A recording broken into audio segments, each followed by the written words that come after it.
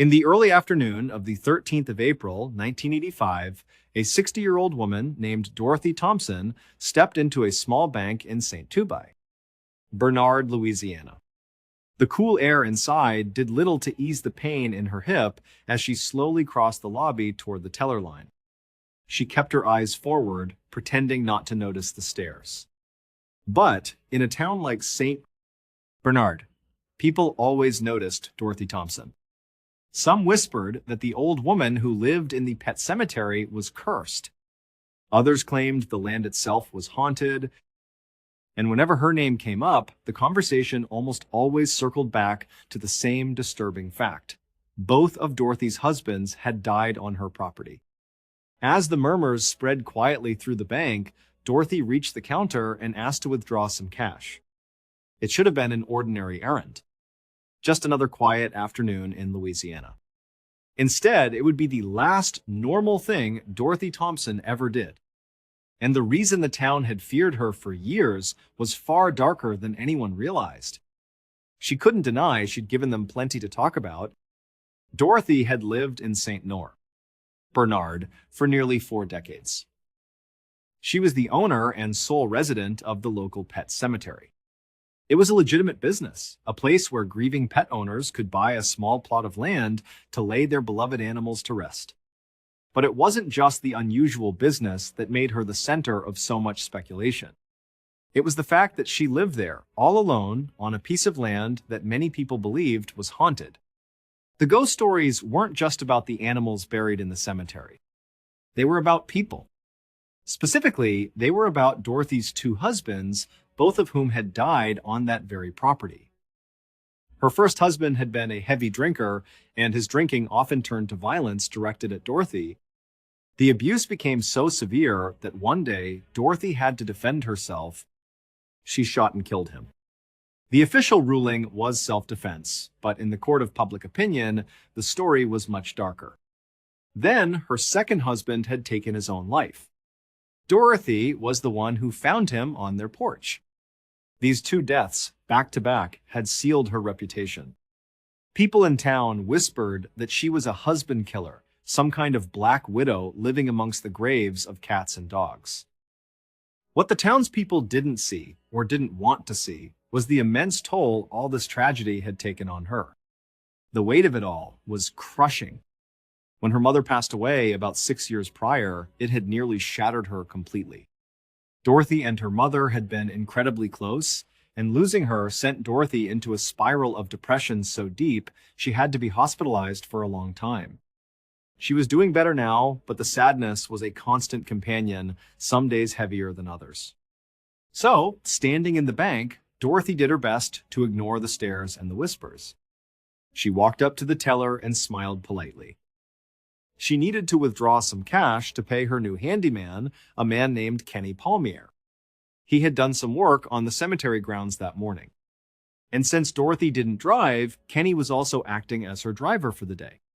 He was waiting for her outside in his car right now, ready to take her on a few more errands. Dorothy told the teller the amount she needed.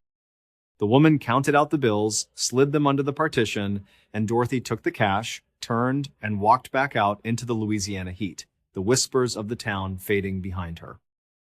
A couple of hours later, around 4 in the afternoon, Dorothy sat quietly in the passenger seat of Kenny Palmier's car. They were driving down the highway, heading back to her home.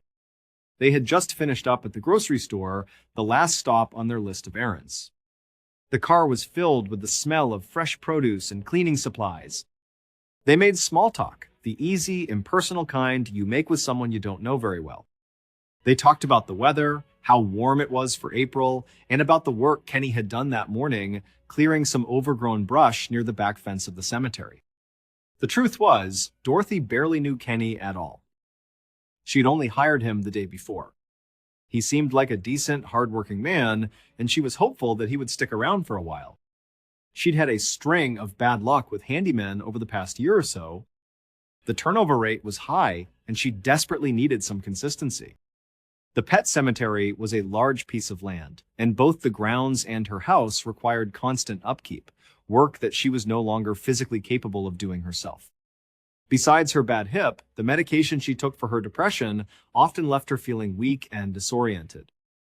Sometimes she would ask her neighbors for help with small tasks, but for the bigger jobs, she preferred to hire people. It felt better that way, providing someone with steady work in exchange for the help she needed. The problem was, a few of her recent hires had been less than trustworthy. Last fall, her handyman was a man named Elkin Childress. He had lived with her on the property while he worked, but he spent more time wandering around the grounds exploring than he did actually working. She later found out he'd been arrested for robbery, and she suspected he had been casing her property, looking for things to steal or a way to break in. He ended up quitting before she had the chance to fire him, which was a relief. The handyman before Elkin had been even worse. His name was Brandon Nadier. Brandon was a loud, abrasive man who had started working for Dorothy right after her mother's death. He and his wife Bonnie had moved in with Dorothy. The arrangement was that Brandon would handle the repairs and maintenance, and Bonnie would help by driving Dorothy to her appointments. But just like with Elkin, the Nadiers turned out to be thieves, only their theft was on a much grander scale. The previous spring, Dorothy had gone through a particularly severe depressive episode.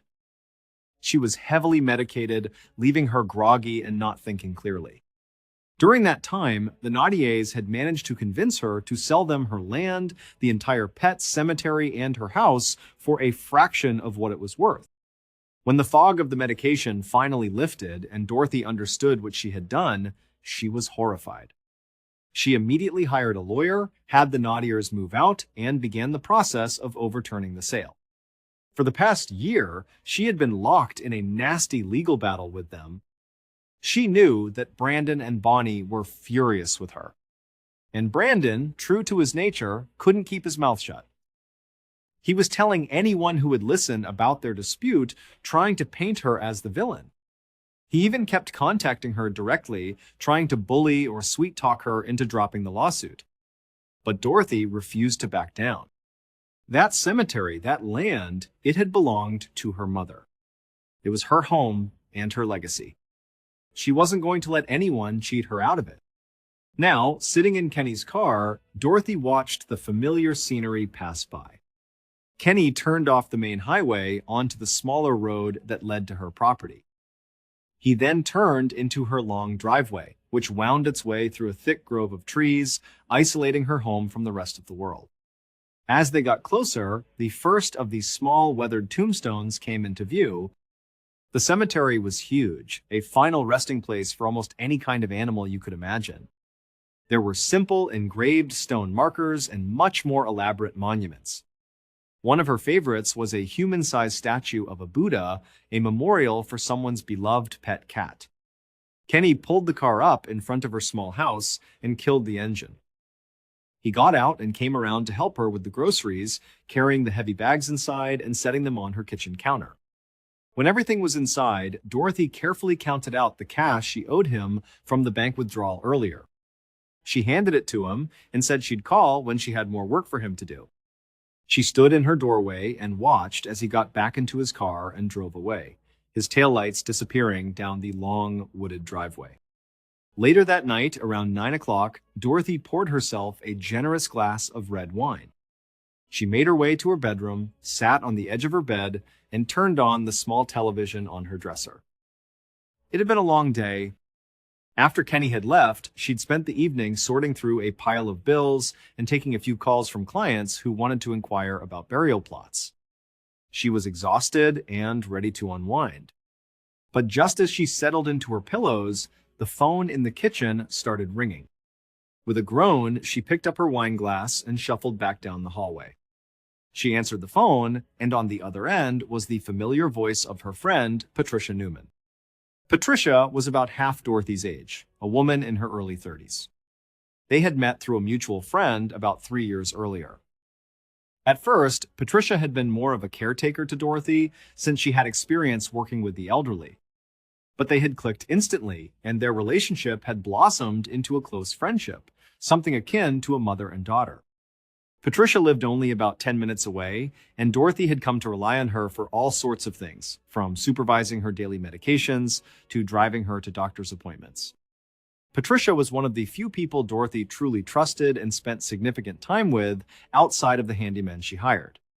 That was why Patricia was calling tonight. She wanted to confirm if Dorothy still needed a ride to the pharmacy the next day. Dorothy told her yes, she did, and thanked her for remembering. They chatted for a few more minutes about nothing in particular before saying their goodnights. After she hung up, Dorothy stood in the quiet kitchen for a moment. She topped off her wine glass and listened to the sound of the crickets chirping outside her window. The house was so isolated, the night sounds were all she could hear. She was just about to head back to bed when another sound cut through the chirping of the crickets. It was the low rumble of a car engine coming slowly up her long driveway. The next morning, a little after 1 in the afternoon, Patricia Newman pulled her car up to Dorothy's house and put it in park. She had tried calling Dorothy around 9 that morning to let her know she was running a little late, but Dorothy hadn't picked up. Patricia had tried calling a few more times throughout the morning, but each call went straight to the ringing, with no answer. A knot of anxiety began to form in her stomach. Dorothy was in her 60s, a heavy drinker, and on a cocktail of strong medications. Patricia couldn't shake the feeling that Dorothy might have had an accident or some kind of medical emergency. So she wasn't here just to take Dorothy to the pharmacy anymore. She was here to make sure her friend was okay. Patricia got out of her car and walked quickly to the front door. She knocked loudly, then waited. There was no answer. She peered through the front window, but she couldn't see any movement inside. The house was dark and still. She went back to the front door and tried the knob, but it was locked. She knocked again, louder this time, calling out Dorothy's name. After several more minutes with no response, no sound, no sign of life from within the house, Patricia's worry turned to real fear. She walked back to her car, her mind racing, and drove to a nearby phone to call the police. A short time later, Patricia was back at Dorothy's house, standing anxiously on the lawn as two St. Tom Bernard sheriff's deputies worked to open the back door. They had arrived just a few minutes ago, and she had explained the situation, her voice trembling slightly. She told them how out of character this was for Dorothy and how she was convinced something was wrong. The officers had done a quick walk around the house, checking windows and doors. They found that the back door wasn't locked, but it was jammed shut. So now they were trying to force it open.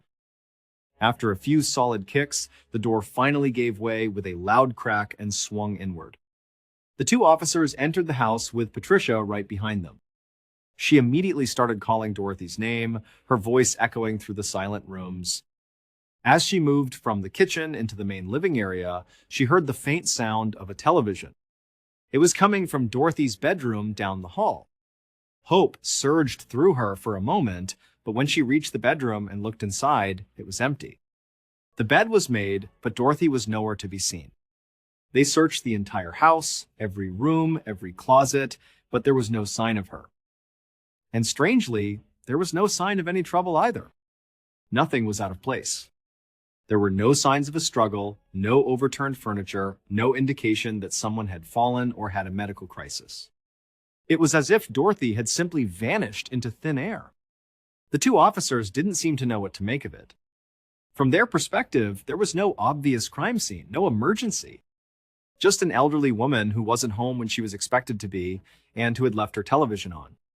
It was odd, certainly, but not enough to trigger a major police response. But Patricia knew better. She tried to convey the depth of her concern to the officers, explaining again how Dorothy never went anywhere, how she didn't have a car, how this was completely wrong. But the officers were calm and suggested she just wait a few more days. They told her to keep trying to call, and if Dorothy didn't turn up in a day or two, she could file a formal missing persons report. So, despite her gut feeling that something terrible had happened, Patricia did as she was told. She went home and continued to call Dorothy's number, but it just rang and rang. She called the few other people Dorothy knew in town, but no one had seen or heard from her. Finally, after 4 agonizing days of silence, Patricia called the St. Bernard Sheriff's Office again. This time, her voice was filled with desperation. She begged them to do something. Dorothy Thompson was still missing, and Patricia was now absolutely certain that she was in serious trouble. Around 10:30 in the morning on that same day, 4 days after Dorothy was last heard from, Detective Brian Valalong drove his patrol car down the long, tree-lined driveway of the pet cemetery. Sergeant Terrence Strada sat in the passenger seat beside him. They had been assigned to look into the disappearance of Dorothy Thompson. Even before arriving at the house, Valalong felt a sense of unease. He'd lived in the area his whole life and had always been creeped out by this place with its rows of tiny tombstones for animals. It felt isolated and strange. As they cleared the trees and the house came into view, Valalong saw a woman standing near the front porch. She was maybe in her 30s, pacing back and forth. He guessed this must be Patricia Newman. She looked anxious and impatient, and as soon as he and Strada got out of their car, she walked right up to them. She didn't waste any time with pleasantries. She told them that the first officers who had come out had barely done anything, just a quick welfare check. She insisted that they needed to conduct a real search of the house and the entire property to make sure Dorothy wasn't lying hurt somewhere. Valalong and Strada assured her they would do a thorough search, but first they needed to get the full story from her. They asked her to start from the beginning and tell them about the last time she had any contact with Dorothy. Patricia seemed irritated by the request. She said she had already explained everything on the phone and to the first two officers. She just wanted them to start looking. But Valalong was firm. He explained that he needed to hear it directly from her to make sure he didn't miss any details. So, reluctantly, Patricia recounted the events. She told them about the phone call on the night of the 13th to confirm the pharmacy trip. She told them about her unanswered calls the next morning and her growing sense of dread. She described finding the house empty, the TV on, the back door jammed. She reiterated that she was now convinced something bad had happened to Dorothy and that she needed their help to find her. Valalong listened patiently, then asked if Dorothy had any other friends or family she might have gone to visit. Patricia shook her head emphatically. She explained that Dorothy was a loner, that she almost never left her property. She didn't drive and had no car. Patricia then looked Valalong straight in the eye and said she believed the only way Dorothy would have left her house that night was if someone had forced her to. Valalong exchanged a look with Strada. He didn't dismiss Patricia's fears, but he knew they needed to proceed based on evidence, not just gut feelings. He asked Patricia to show them the back door that had been jammed, and they would begin their search there. A few moments later, Valalong stepped through the back doorway into Dorothy's house, with Strada and Patricia following. As he walked through the rooms, he saw that Patricia had been right. The house was incredibly neat. There was absolutely no sign of a struggle. This seemed to contradict the idea of a forced abduction, but then again, Dorothy was an older, frail woman. Valalong considered that she could have been overpowered quickly without much of a fight. He also noted that nothing of value seemed to be missing. The television was still in the bedroom, and other personal items were untouched. It didn't look like a robbery, but unlike the first officers, Valalong agreed that something was very wrong here. As he continued his search, he saw more and more signs that Dorothy had not planned to be away from home. There was the half-empty glass of wine on the kitchen counter. The television was still on. These were the actions of someone who expected to be right back, not someone who had planned a trip or was leaving for an extended period. And Patricia had already confirmed that there was no family emergency or last-minute vacation. Valalong paused his search and turned to Patricia. He asked her about Dorothy's mental state. Patricia hesitated for a moment before admitting that Dorothy was on a lot of medication and that it sometimes made her confused and disoriented. This opened up a new possibility for Valalong. Perhaps Dorothy, in a confused state, had simply wandered off on her own. She could have walked out the back door and then gotten lost or hurt on the vast wooded property. The back door had been unlocked, after all. Even though it was jammed, it obviously wasn't impossible to open from the inside. Maybe it just got stuck when it was closed from the outside. He shared this theory with Strada. It was time to expand the search. Dorothy clearly wasn't in the house. Now they had to search the grounds. 15 days later, on the morning of the 3rd of May, 1985, Detective Valalong walked into Sergeant Strada's office to go over the case. By this point, Valalong was almost certain that Dorothy Thompson had been a victim of foul play. They had conducted multiple extensive searches of her house and the entire pet cemetery property. They had used search dogs and brought in volunteers. They found nothing. No sign of Dorothy and no clues to explain where she had gone. Patricia had told them that Dorothy had a small tattoo of a cross on her left index finger. Valalong had spent the better part of the last 2 weeks on the phone calling every hospital and morgue in the region to see if a woman matching Dorothy's description and with that specific tattoo had been admitted or brought in. He had also interviewed Dorothy's neighbors, the tellers at the bank she'd visited, and a handful of other people in town who knew her. He had tracked down and spoken with her new handyman, Kenny Palmier, who confirmed he had dropped her off at home around 4 in the afternoon on the day she disappeared. But no one had seen or heard from Dorothy since that day. While no one could provide any useful information about her whereabouts, nearly everyone Valalong spoke to had a strong and usually negative opinion of her. They called her a recluse crazy. They repeated the old rumors about her murdering her husbands and burying them on the property. They talked about how the cemetery was haunted. The stories were pervasive, but none of them offered a tangible lead for a homicide investigation. The only promising piece of information Valalong had uncovered came from Dorothy's lawyer a few days earlier. The lawyer had confirmed that Dorothy was in the middle of a very bitter lawsuit over the ownership of her property with 2 of her former employees, Bonnie and Brandon Nadier. With the case now looking more and more like an abduction and murder, a contentious lawsuit was a huge red flag. It provided a clear motive. Valalong knew he had to talk to the Nadiers as soon as possible. As he was laying all this out for Strada, the phone on Strada's desk rang. Strada picked it up, listened for a moment, and his expression changed completely. He looked shocked. He said a few words into the receiver, thanked the caller, and hung up.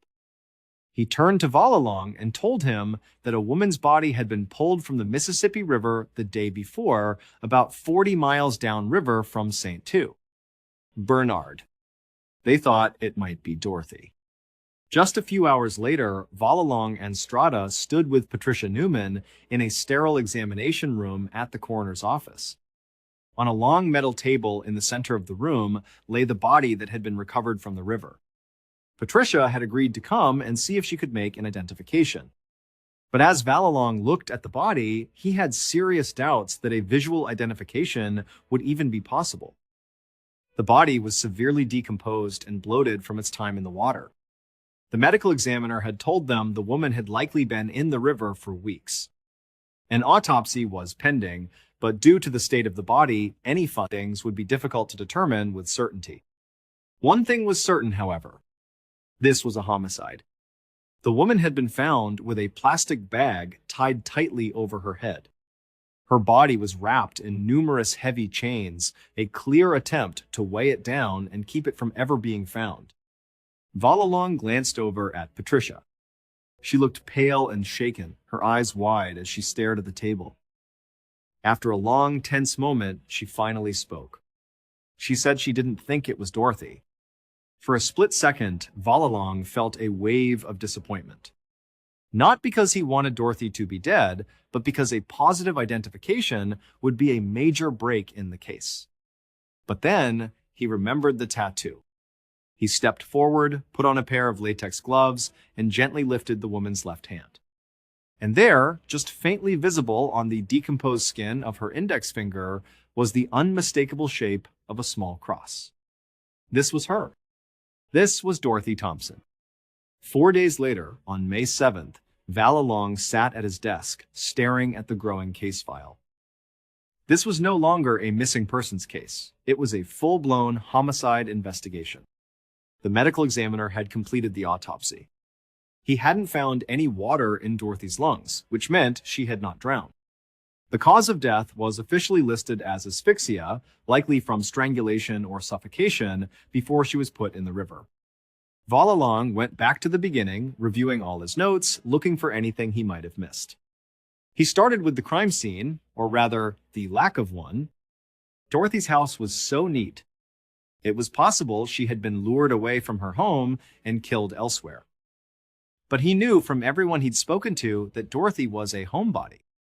She didn't trust people easily and wouldn't have left with a stranger. It made more sense that she was killed in her own home, and the killer had simply been very quick and very clean, leaving no trace of a struggle. His initial suspicion had fallen on Kenny Palmier, the handyman who was the last known person to see her. But Kenny had a solid alibi for that night, and besides, Valalong couldn't figure out a motive.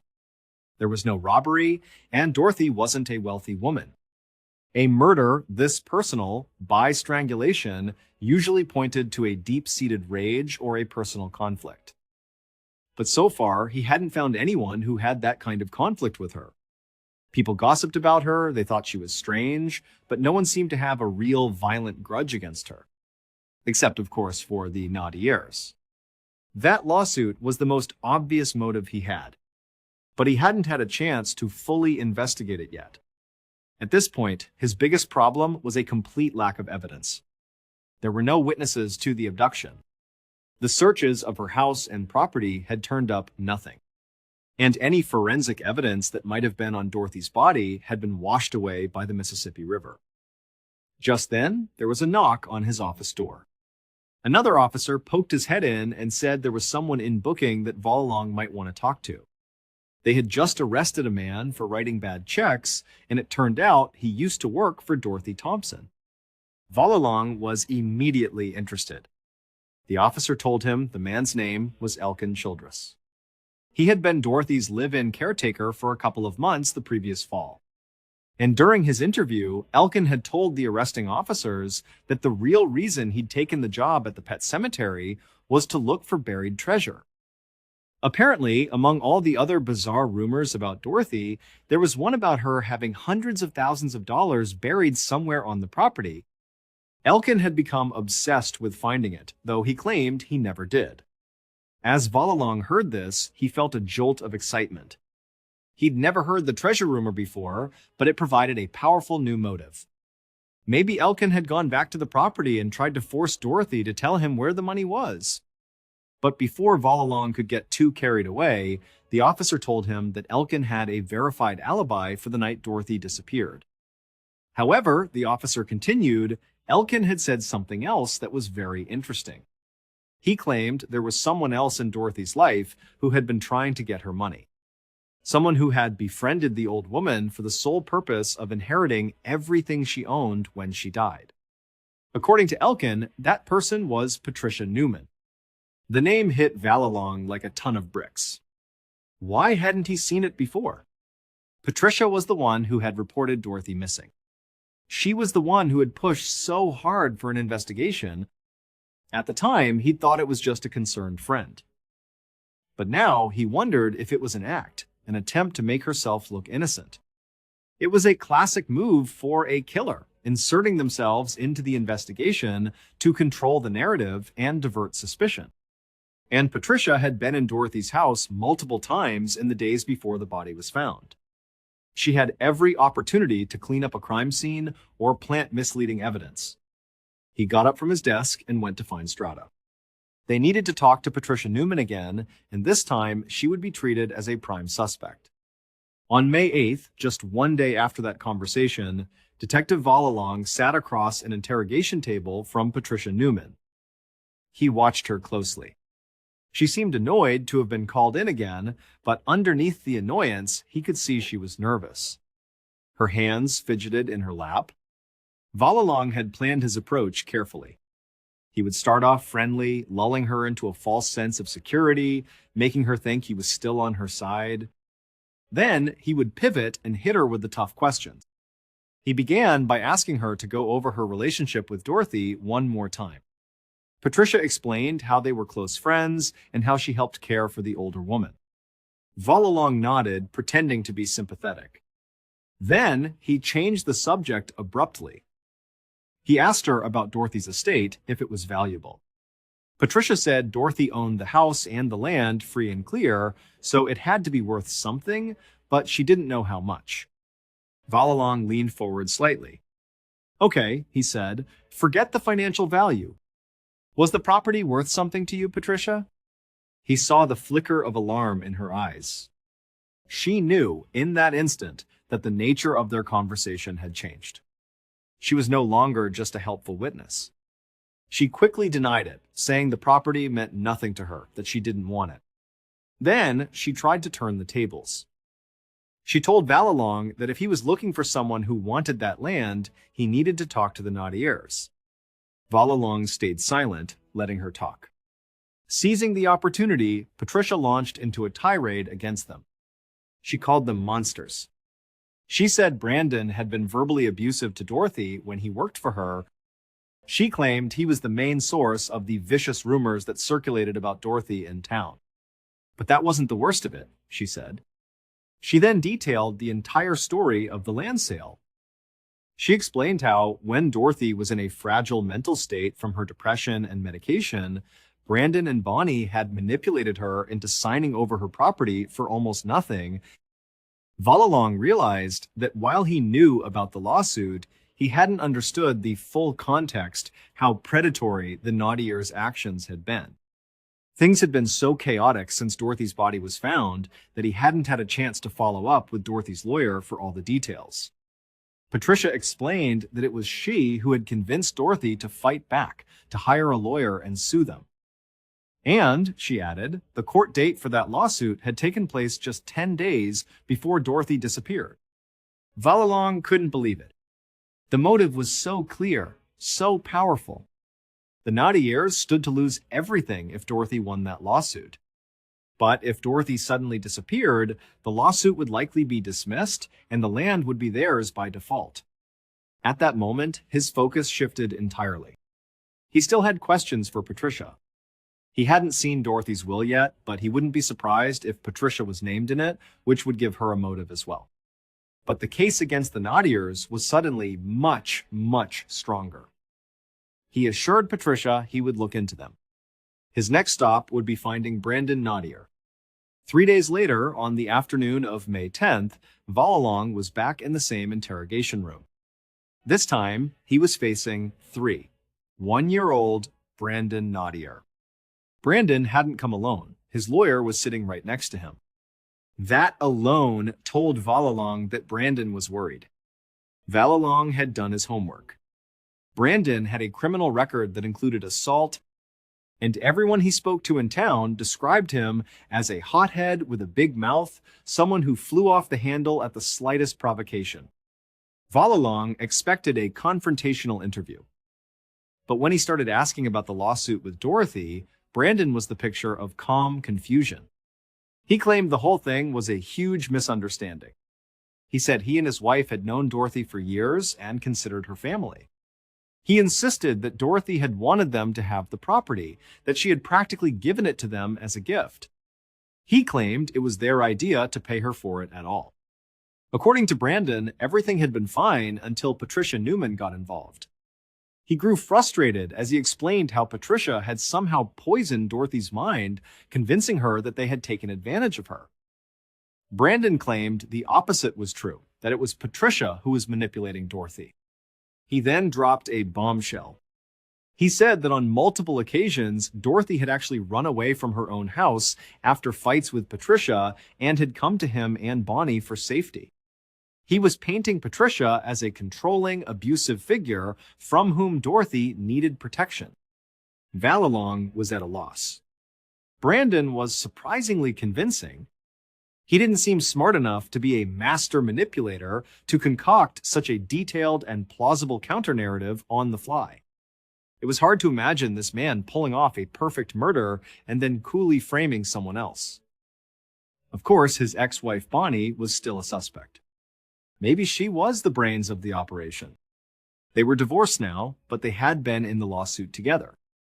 Maybe they had teamed up to solve their shared problem.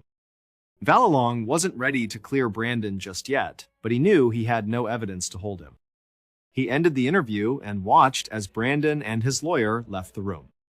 Just a few days ago, he had no suspects. Now he had too many, and everyone seemed to have a motive tied to Dorothy's money or her land. About 5 months later, in October of 1985, Valalong and Sergeant Strada stood in the middle of Dorothy's pet cemetery, looking at the scene in disbelief. Nearly every single tombstone on the property had been smashed to pieces. It was an act of pure vandalism, and Valalong had no idea who was responsible. But in a strange way, it felt fitting. The cemetery was a wreck, and so was his investigation. In the months since May, he and other detectives had interviewed Patricia and Brandon multiple times. Each time, they just blamed the other. The situation with Dorothy's estate had devolved into a full-blown war. Dorothy's will had been read, and it revealed that Patricia Newman was set to inherit a significant portion of the estate, including the income from the pet cemetery business. But the Naughtiers were fighting it, claiming the property was legally theirs from the earlier sale, and that the unresolved lawsuit meant Patricia had no claim. To make matters even more complicated, Bonnie Naughtier had actually moved into Dorothy's house and was living there, refusing to leave. That was why they were all here today. Patricia was trying to get into the house to retrieve some of Dorothy's personal effects, and Bonnie was refusing to let her in. The sheriff's department had sent uniformed officers to keep the peace, and Valalong and Strada had come along, hoping to finally get a chance to question Bonnie. But when they arrived, Bonnie was furious. She screamed at everyone to get off her property and refused to speak a word to the detectives. Eventually, the officers were able to escort Patricia inside to get what she needed, but Bonnie remained hostile and uncooperative. As Valalong and Strada walked back to their car past the shattered gravestones, a deep sense of frustration washed over them. They had multiple suspects, clear motives, and absolutely no way to tie any of them to the crime.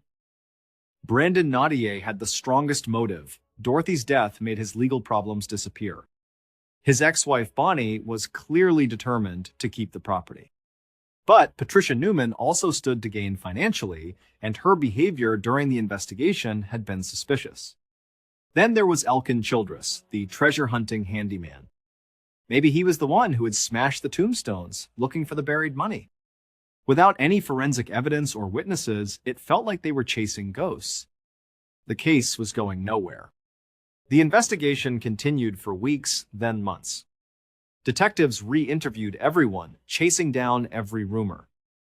They even met with a psychic who claimed to know who the killer was. But nothing led to a breakthrough. As time stretched on, the case file for Dorothy Thompson grew thicker, but the answers remained out of reach. Eventually, the case was passed to new detectives, and then finally it was officially declared cold. 24 years went by. On a Thursday afternoon in late September of 2009, Detective John Duran of the St. Bernard Sheriff's Office was sitting at his desk, finishing up some paperwork. Another detective poked his head into his office. "That caller is on the phone for you," he said. Duran knew exactly who he meant. A few days prior, an anonymous man had called the tip line, claiming to have information about a cold case from 1985, the murder of the woman who owned the pet cemetery. Duran had known instantly he was talking about Dorothy Thompson. As a teenager, Duran had actually earned money cutting the grass at that cemetery. He and his friends knew all the stories about the eccentric old woman who lived there. The first time the tipster had called, he'd gotten nervous and hung up. This time, Duran was determined to keep him on the line. He picked up the phone. "Listen to me," he said calmly. "You are not in any trouble. I just need to know who you are and where I can meet you. Just tell me what you know." There was a long silence on the other end, and then the caller reluctantly agreed. Later that day, Duran and another detective sat in the living room of a small house in New Orleans. Across from them sat a nervous, older man. His eyes darted around the room, and he kept glancing over his shoulder as if he expected someone to attack him. Duran realized the man wasn't just nervous, he was genuinely terrified. Finally, the man took a deep breath. He said he knew who killed Dorothy Thompson, and he had known for over 2 decades. The guilt, he said, had been eating him alive. He told the detectives that he had started seeing Dorothy's ghost, covered in chains, begging him to come forward and tell the truth. Duran raised an eyebrow, but said nothing. It didn't matter what prompted the man to call. It only mattered what he had to say. And then, the man told them everything. Based on that confession and the investigation that followed, here is what police believe happened on the night of the 13th of April, 1985. Sometime after 9 o'clock that night, Brandon Naudier drove his truck up the long, winding driveway of the pet cemetery. He looked out at the rows of tombstones, at the dark woods, at the small house where Dorothy lived. He had been waiting for this property to be his, fighting for it in court. But now he had decided to stop waiting. He believed Dorothy didn't deserve to live, let alone own this land. He parked his truck, got out, and walked calmly to the back of the house. He knocked on the door. After a moment, Dorothy came to the door. She looked confused to see him there, but she knew him, so she opened it. The moment she did, Brandon lunged at her. She tried to scream, but he was too fast. His hands clamped around her throat, silencing her instantly. He strangled her there in her kitchen until she went limp. Then he found some bed sheets, wrapped her lifeless body in them, and dragged her outside to his truck. He drove from the cemetery to a deserted spot along the Mississippi River. He pulled her body from the truck, tied her hands and feet together, and for good measure pulled a plastic bag tightly over her head. Then he began wrapping her body in heavy industrial chains he had brought with him. When he was finished, he lifted her body, carried it to the edge of the riverbank, and threw it into the dark, swirling water. Then he got back in his truck and drove away, feeling as if a great weight had been lifted from his shoulders. With Dorothy gone, the lawsuit was over. The property was his. It turned out that Brandon Naudier had not acted completely alone. He had asked another one of Dorothy's former handymen, a man named James Tregler, to ride along with him that night. Tregler waited in the truck while Brandon went inside and committed the murder. But Brandon, being the loudmouth he was, couldn't keep his secret. He had bragged about what he had done to his entire circle of friends. They all knew, and they all believed him, because they knew he was capable of such violence. But they were also terrified of him, so for 24 years, they all kept silent. The anonymous caller was one of those friends, a man who could no longer live with the guilt. It took another 4 years of investigation after that initial tip, but police eventually located James Tregler. He confessed to being there that night and told them the entire story. With his testimony, they finally had enough to arrest Brandon Naudier for the murder of Dorothy Thompson. In 2012, Brandon surrendered to police. He pleaded guilty to murder and was sentenced to just 10 years in prison. His ex-wife Bonnie was determined to have not been involved. James Tregler, in exchange for his crucial testimony, was granted immunity from prosecution. Today, the pet cemetery is still there, but it is abandoned, the grounds overgrown with weeds and vines. The small tombstones are barely visible through the tall grass. But even now, people still visit the property. Treasure hunters, armed with metal detectors, still walk the haunted grounds, hoping to be the ones who finally find Dorothy Thompson's buried fortune. Let me know what you thought about today's case in the comments below. For more than 20 years, people believed Dorothy Thompson's killer had gotten away with the perfect crime. No witnesses. No evidence. Just rumors, fear, and a lonely pet cemetery filled with secrets. And even now, long after the case was finally solved, locals still claim strange things happen on that property after dark. Some say it's only old ghost stories. Others aren't so sure. Somewhere beneath those overgrown graves, people still believe Dorothy's buried fortune is waiting to be found. Until next time. On the morning of the 8th of December, 1995, 41-year-old Bonnie Sanborn woke up believing she was dealing with the biggest problem in her life. By the end of the next day, detectives would stand inside her bedroom, staring at so much blood splattered across the walls and mattress that they would struggle to understand how anyone could have survived. And yet somehow, Bonnie herself would be gone. But on that Friday morning in Tucson, Arizona, none of that horror had happened yet. Bonnie was simply trying to get her 3 kids ready for school. She set a box of cereal down on the dining room table, the bright colors of the cardboard standing in strange contrast to the quiet tension that always seemed to linger inside the house. It was a routine she'd repeated thousands of times before, one of the few things in her life that still felt stable. A few moments later, her youngest son, 10-year-old Brandon, came running into the kitchen and dropped into his chair at the table. Bonnie poured herself a cup of coffee and carried it down the hallway, starting the familiar morning ritual of waking up her older children. Her first stop was her 13-year-old daughter Candace's room. Candace stood in front of the mirror, putting on makeup, barely acknowledging her mother as Bonnie reminded her that the bus would be there soon. Candace rolled her eyes and muttered that she'd be out in a minute. Bonnie sighed and continued farther down the hallway until she reached the closed bedroom door of her 15-year-old son, Bradley. She knocked once.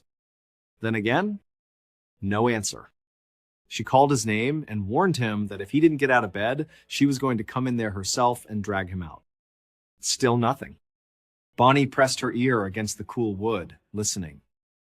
She was expecting to hear the rustle of sheets or the sound of a dresser drawer being pulled open, the usual signs of a teenager reluctantly starting his day. But that's not what she heard. Instead, there was a strange, rhythmic clanking sound. It was metal hitting metal, a harsh, jarring noise that didn't belong in a quiet suburban home on a Friday morning. Her curiosity and a sense of dread turned the doorknob. She pushed the door open, and what she saw made her stop in her tracks. There, in the middle of his bedroom floor, was her son Bradley, along with his 18-year-old friend, Jason Horbachevsky. The two of them were crouched down, using a crowbar and a hammer to try and pry open a huge, heavy gray metal box. Bonnie stepped all the way into the room, her eyes wide. She could see a telephone receiver dangling from the side of the box by its thick armored cord. It was a payphone. A payphone that Bradley and Jason had very obviously stolen from somewhere and brought into her home. They were now in the process of breaking into it, trying to get the quarters from inside. For a moment, Bonnie was so stunned she couldn't speak. All she could manage to get out was a quiet, "What are you doing?" Bradley looked up at her, his expression completely unfazed, as if this was the most normal thing in the world. He just shrugged and said, "What?" "We're just trying to get the change out." Before Bonnie could even begin to process that, Jason, her son's friend, looked over his shoulder at her. He didn't seem worried either. In fact, he started laughing, a strange, disconnected laugh that made Bonnie wonder if he was high on something. She backed out of the room into the hallway, her mind racing. This was a crime. A blatant, undeniable crime happening right inside her house, in her son's bedroom. But this wasn't the first time Bradley had caused problems. Far from it. He'd thrown secret parties that trashed the house.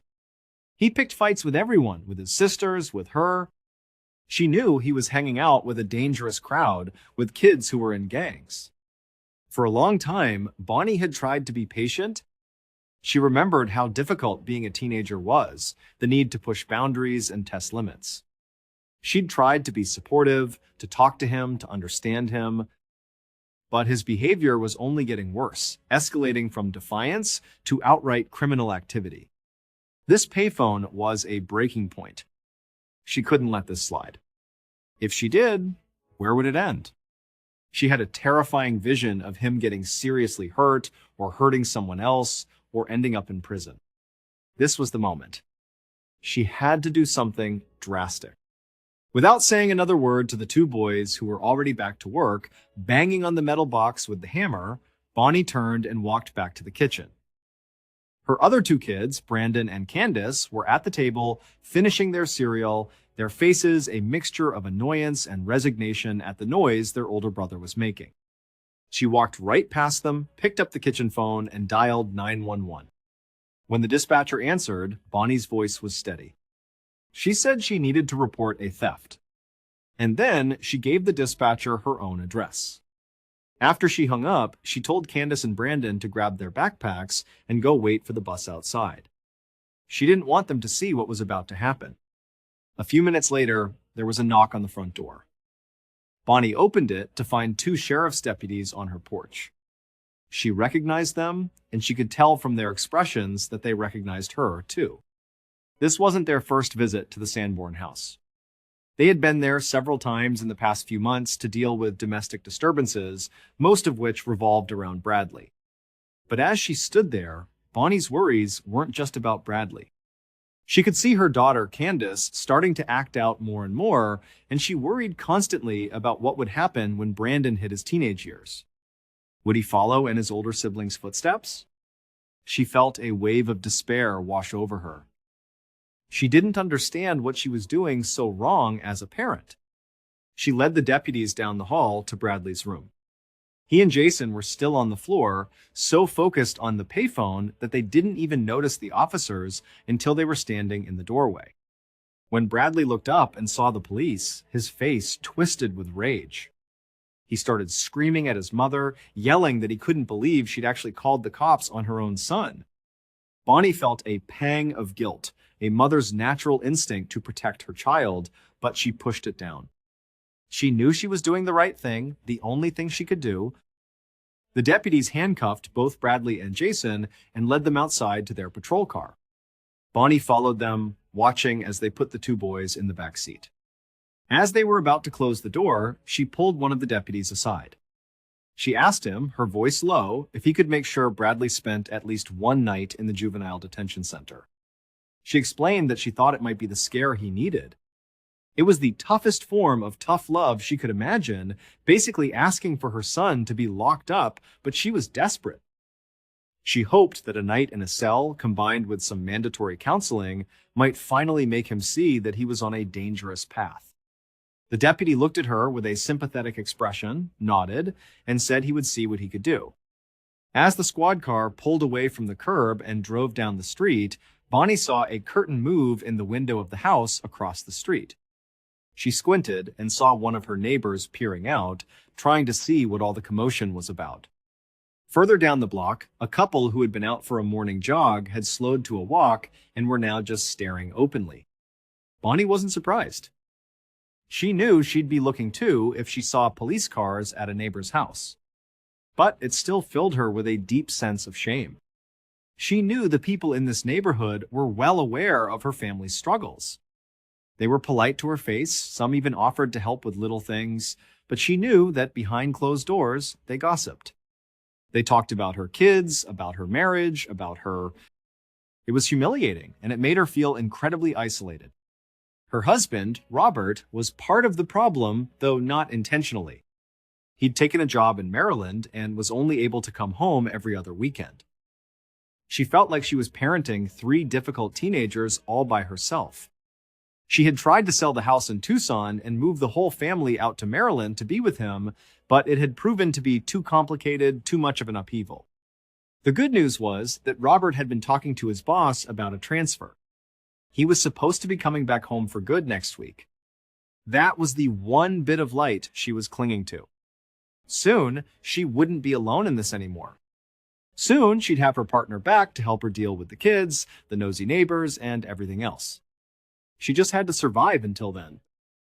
About 16 hours later, around 11:45 that night, Bonnie went through her nightly routine.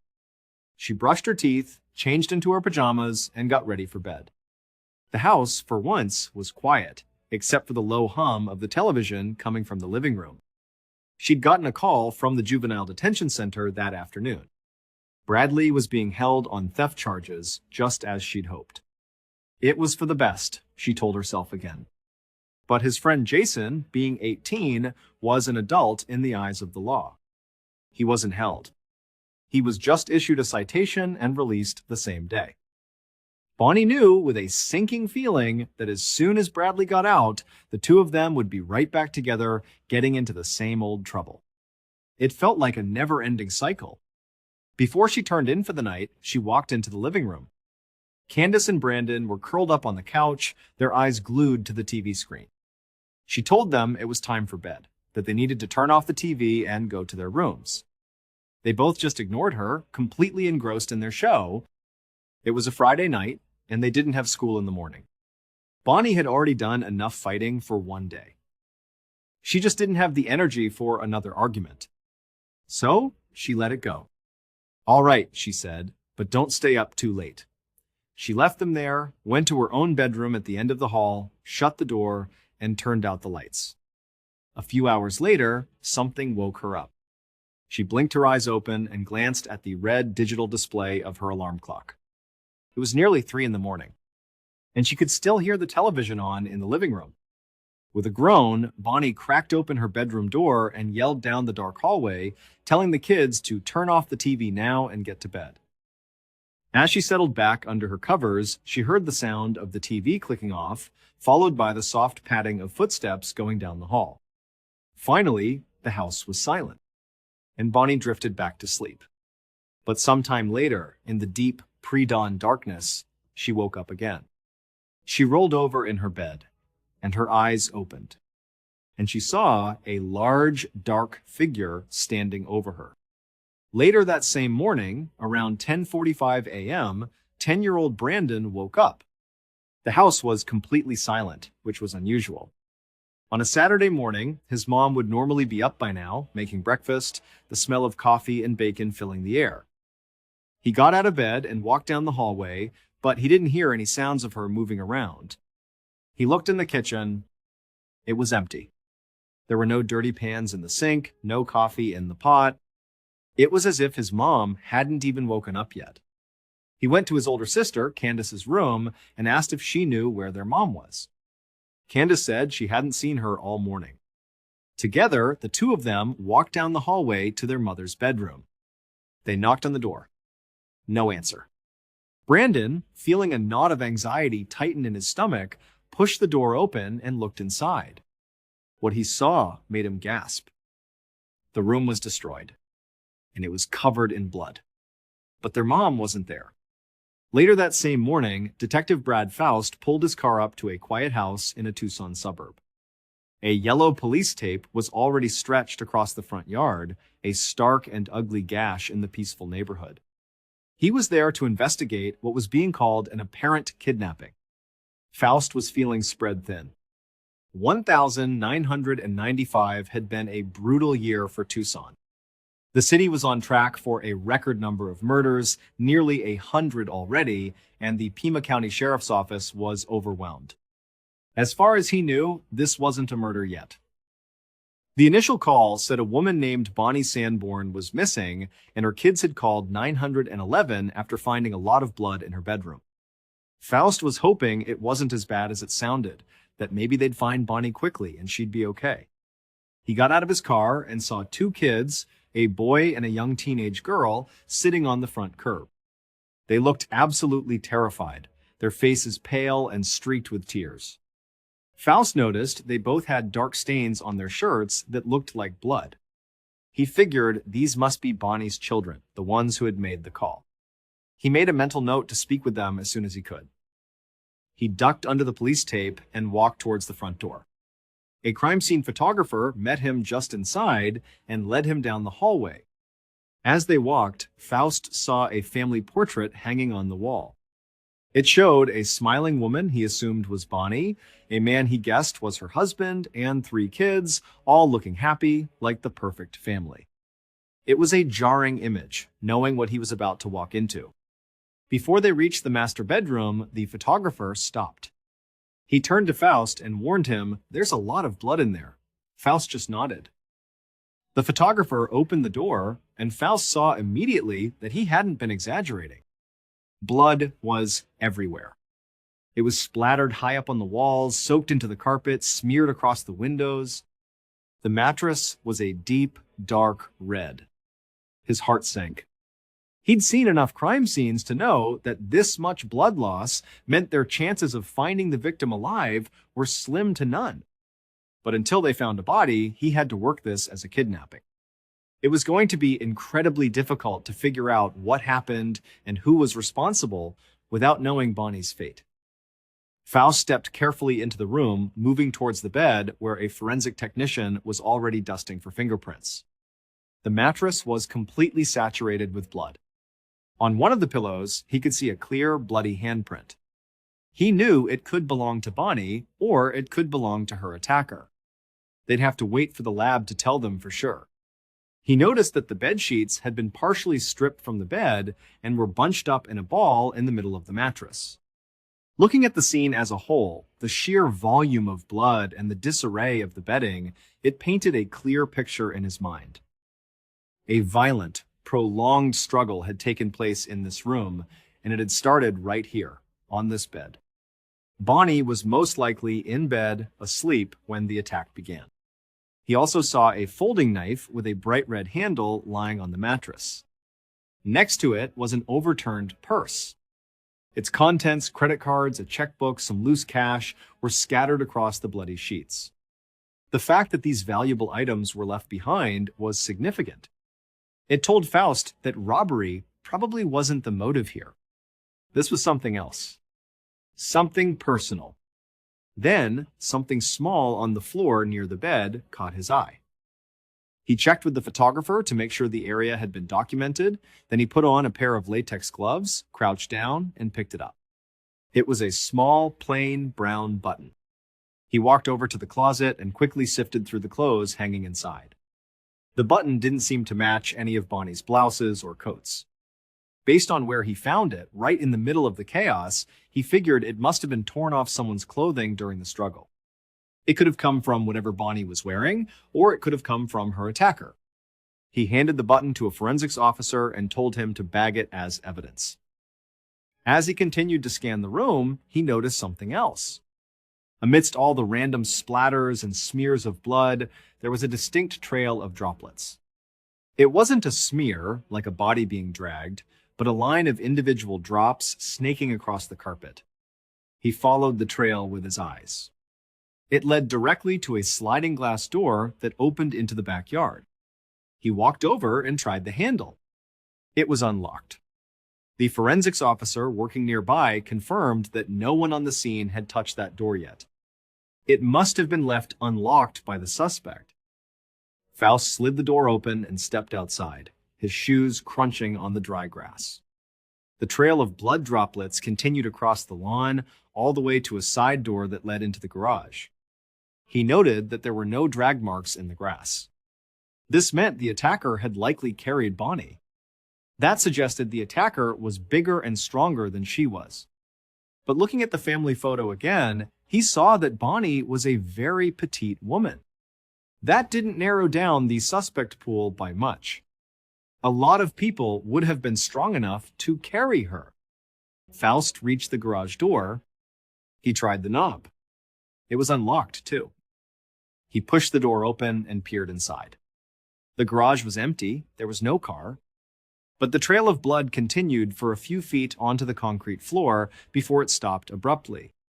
The sequence of events was becoming clearer. The attacker came in through the bedroom, attacked Bonnie, carried her through the backyard and into this garage, loaded her into the car that was parked here, and then drove away with her. His most urgent priority now was to find that car. Once he had completed his initial walkthrough of the scene, Faust went back outside. He found Bonnie's two younger children, Candace and Brandon, still sitting on the curb. He crouched down in front of them, keeping his voice as gentle and calm as he could. They were still visibly shaken, their eyes wide with a mixture of fear and confusion. He asked them when the last time they saw their mother was. Candace, the older one, spoke up. She said it was around 11:45 the night before, when their mom had said goodnight and gone to her room. But then she added another detail. She said that around 3 a.m., she and Brandon were still up watching TV when they heard their mom shout from her bedroom for them to turn it off and go to bed. Candace said that's what they did. They turned off the TV and went to their rooms and fell asleep. Both kids insisted they didn't hear or see anything else unusual until they woke up that morning. This was a crucial piece of information. It established a timeline. If the kids were telling the truth, Bonnie had disappeared sometime after 3 a.m. It also suggested something about the killer. If the attacker had entered through the sliding glass door in Bonnie's bedroom, attacked her, and then managed to find her car keys, load her into the car, and drive away, all without waking up two kids who were sleeping just down the hall, it meant they were probably familiar with the layout of the house. They knew where they were going. It was likely someone Bonnie knew. Faust then gently pointed to the bloodstains on their shirts and asked them how they got there. Candace admitted that before they called 911, they had gone into their mom's bedroom. They were desperately looking for her, moving things around, calling her name. In their panicked search, they had gotten blood on their clothes. Faust understood. They were just kids, scared and looking for their mother. But from an investigative standpoint, it was a problem. It meant the crime scene, a scene he already knew was critical to solving this case, was now contaminated. He didn't let his frustration show. He calmly told the kids that he understood, but that they needed to go inside and change their clothes. He instructed them to give their bloody clothes to one of the forensics technicians so they could be collected as evidence. And he told them, very clearly, not to go anywhere near their mother's bedroom again. Candace nodded, stood up, and took her little brother's hand. As they walked back towards the house, another deputy approached Faust. He told the detective there was one more family member he needed to talk to. Bonnie had an older son, a 15-year-old named Bradley. That evening, Detective Faust walked down the sterile, echoing hallway of the Pima County Juvenile Court Center. He was holding a file folder with Bradley Sanborn's name on it. He opened the door to a small, windowless office and saw a teenage boy sitting at a table waiting for him. Faust recognized him from the mugshot in the file. It was Bradley. Faust walked in and sat down across from him. As gently as he could, he broke the news. He told Bradley that his mother was missing, that she had been attacked in her home, and that based on the evidence, she might be dead. He watched the boy's reaction closely. He knew that Bradley couldn't have physically been there for the attack. He had a rock-solid alibi being locked up here. But that didn't mean he wasn't involved.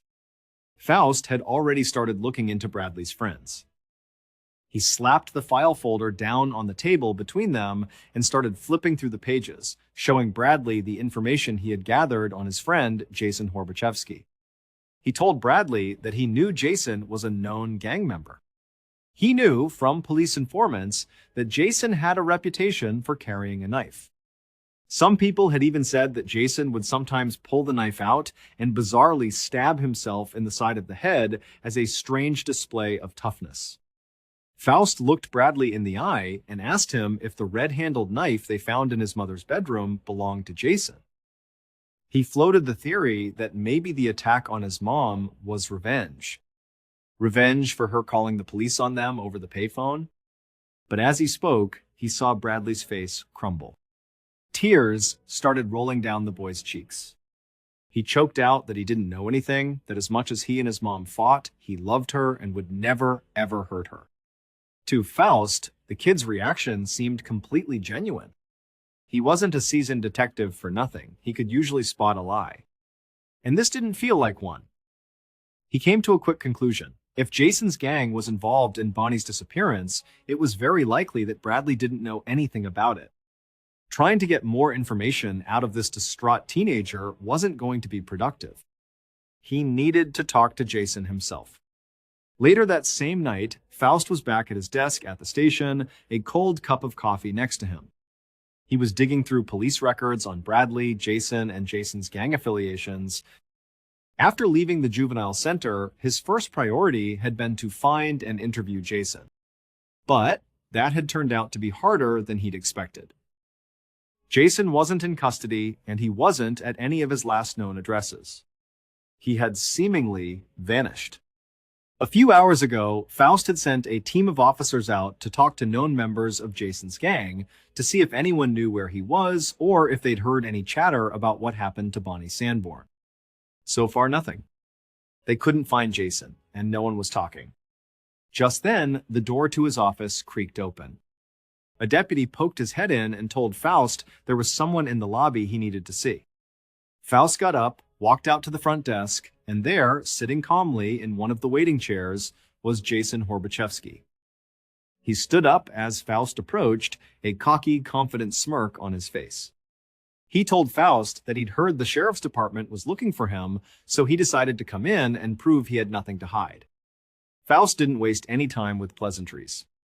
He led Jason straight into an interrogation room. As Jason sat down across the metal table from him, Faust noticed the buttons on his shirt. They were small and brown, and they looked identical to the button he had found on the floor of Bonnie's bedroom. He also saw that a few of the buttons on the front of Jason's shirt were missing. Faust felt a jolt of excitement, but he kept his face impassive. He decided not to ask about the button, not yet. He didn't want to show his hand too early.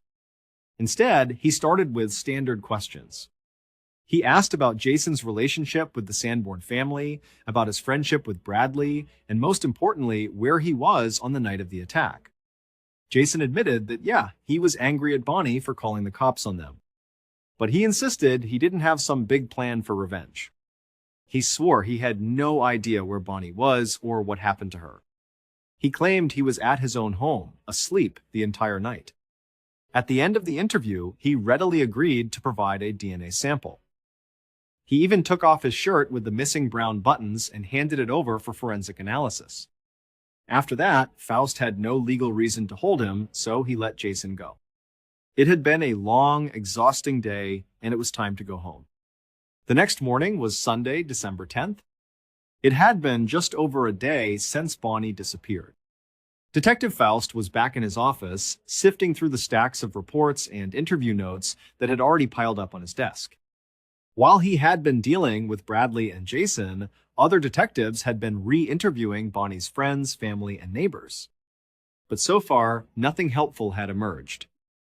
A few neighbors mentioned the family's frequent arguments, but they all said Bonnie herself seemed like a nice woman. No one could think of a single person who would want to hurt her.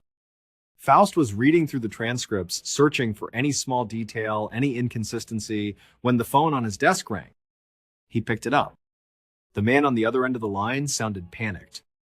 He said he was calling with a tip about the Bonnie Sanborn case. The man explained that he had just seen a news report about Bonnie's disappearance. The report mentioned that police were searching for her car, a light blue Chrysler. He said that the day before, on Saturday morning, he and his wife had been out for a run when they passed a car matching that exact description. It was abandoned on the side of a dirt road out in the desert just outside of town. He said at the time they didn't think much of it and didn't get too close. But after seeing the news report just now, they decided to drive back out to that spot to see if the car was still there. He said that not only was the car still there, but when they got closer this time, they could see something in the back seat. It looked like a woman's body.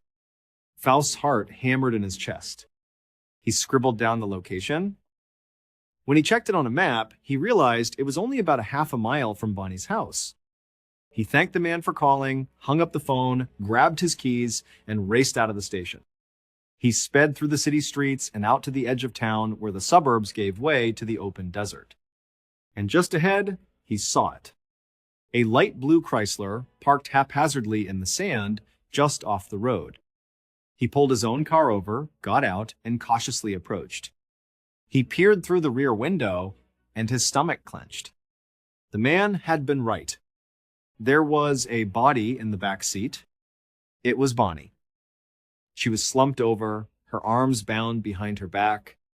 There was a sock stuffed in her mouth, and from the waist down, she was naked. Faust had held on to a sliver of hope that they might find her alive. Seeing her like this, it was just heartbreaking. He walked back to his car, radioed for a forensics team, and then he waited. Once the crime scene unit arrived, Faust began a closer examination of the body and the car. He put on a fresh pair of gloves, leaned into the back seat, and gently lifted Bonnie's head.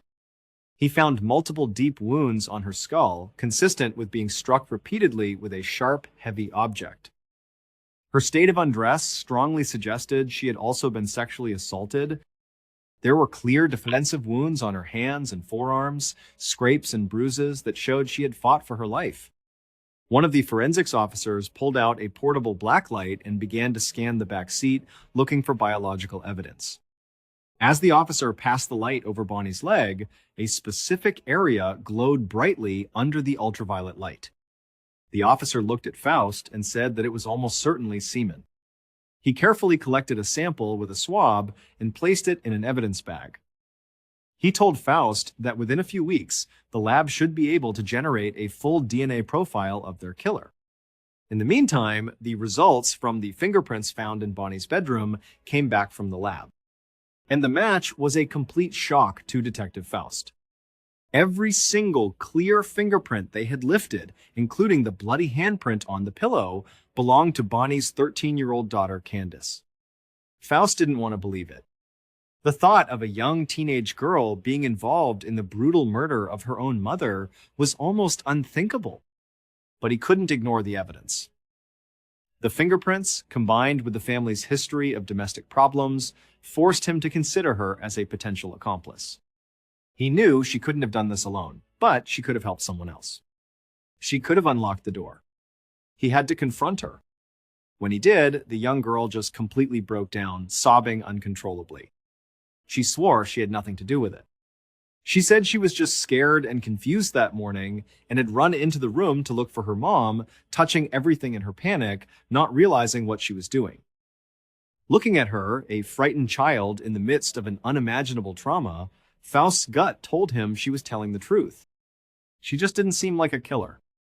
But if it wasn't Candace, and it likely wasn't Bradley or Jason, then who was it? He still felt strongly that the killer had to be someone who knew Bonnie, someone who had been in her house before. And there was still one person close to her who hadn't been completely ruled out, her husband, Robert. Later that day, Faust was at his desk, the phone pressed to his ear, listening to tinny-hold music. On the desk in front of him was a list he'd compiled of airline names and flight numbers. Bonnie's husband, Robert, had been in Maryland for work and wasn't scheduled to be home the weekend his wife was killed. But just because he said he was in Maryland didn't mean it was true. Faust had identified every flight from Maryland to Tucson that Robert could have secretly taken. It was theoretically possible he could have flown in, killed Bonnie, and flown back in time for his next shift. One by one, Faust was calling the airlines and having them check their passenger manifests. So far, Robert Sanborn's name hadn't appeared on any of them. He was now on hold with the very last airline on his list. Suddenly, the music cut out. A woman's voice came on the line and told Faust that she had checked, and there was no Robert Sanborn on that flight either. He thanked her and hung up, letting out a frustrated sigh. Now, this was 1995 before the September 11th attacks. Air travel security was much more relaxed back then. You didn't always need to show a government-issued ID to get on a domestic flight. So Faust knew that just because Robert's name wasn't on a manifest, it didn't definitively rule him out. He could have flown under a fake name. There was only one thing that would give them a clear answer. They needed Robert's DNA to compare against the sample from the crime scene. One morning in early January of 1996, about a month after Bonnie's murder, Faust's office phone rang. It was a technician from the crime lab. The last few weeks had been a blur for Faust. His team was now juggling 5 new murder cases in the Tucson area. For a moment, when the lab tech said he had the results for the Sanborn case, Faust had to mentally backtrack to remember the details. Once he did, he grabbed a pen and paper, ready to take notes. He held his breath as the tech told him the news.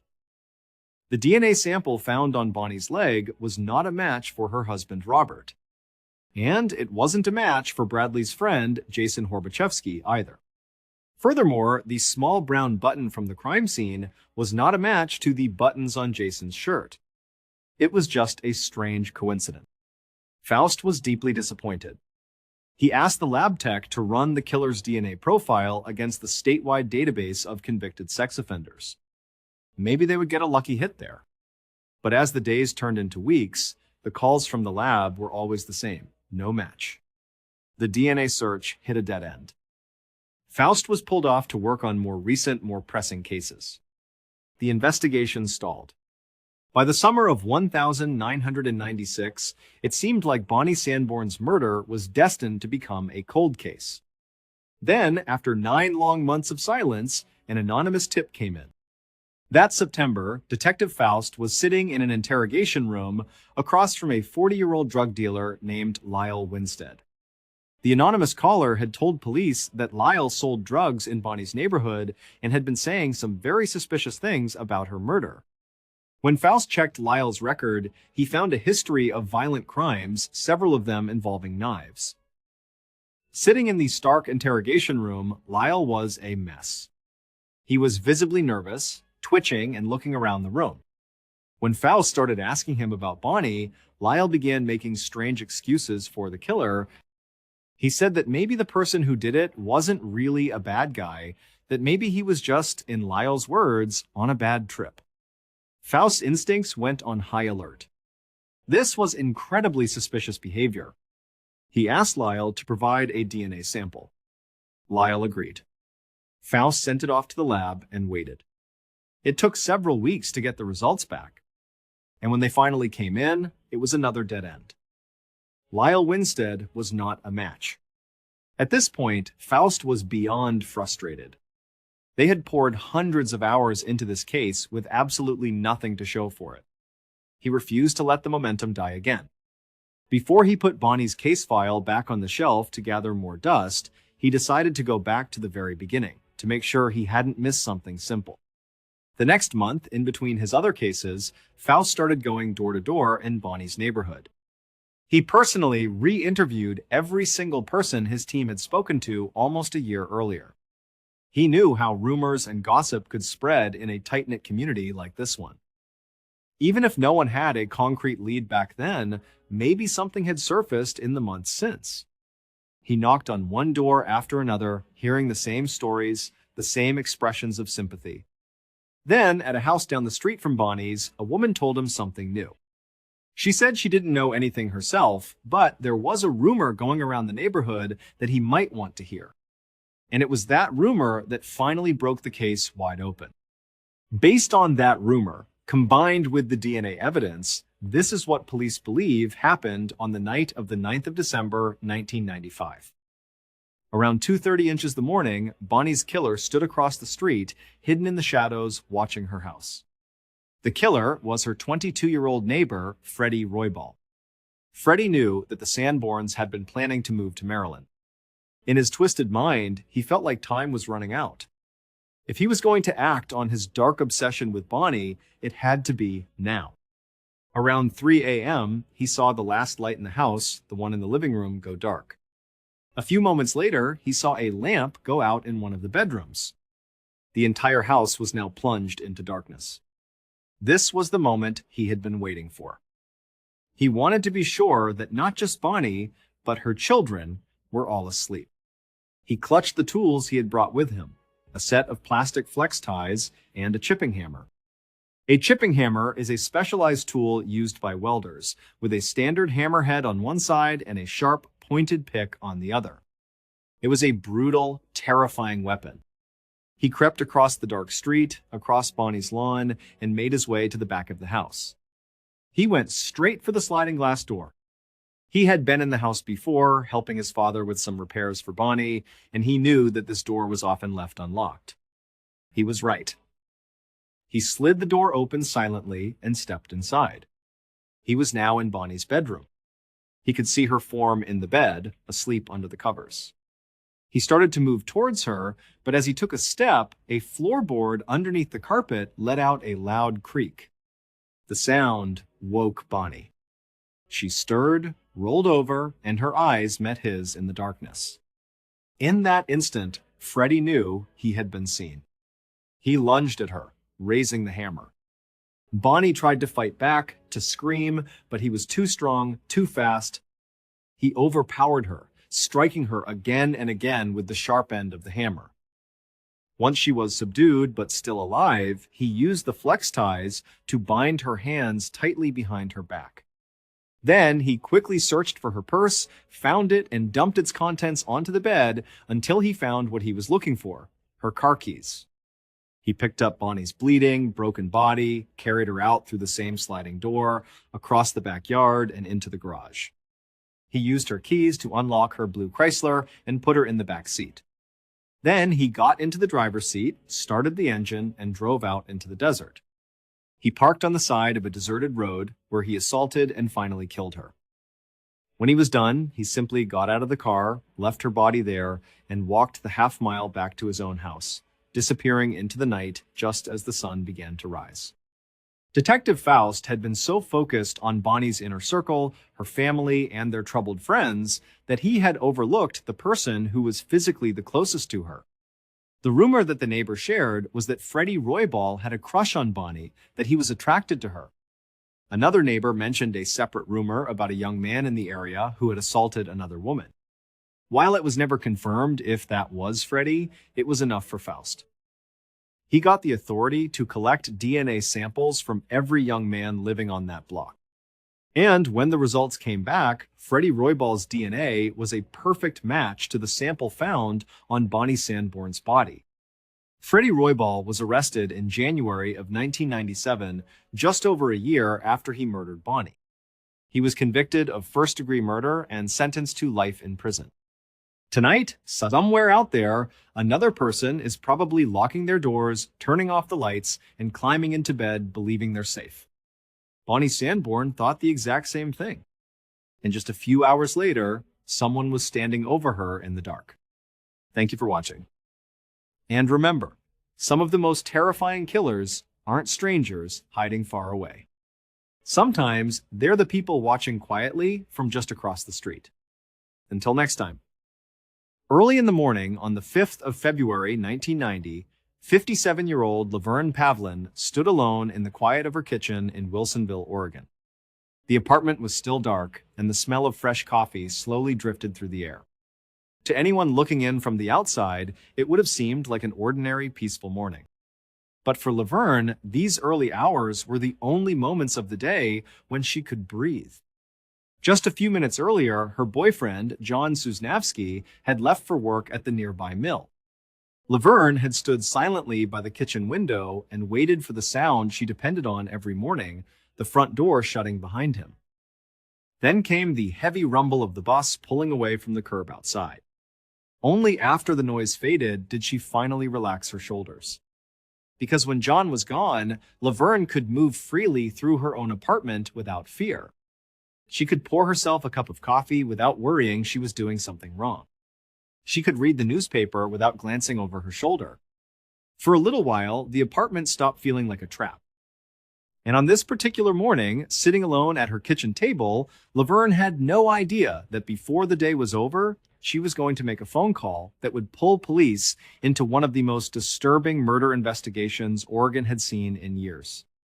A case that would eventually destroy multiple lives and reveal a truth far more horrifying than anyone first believed.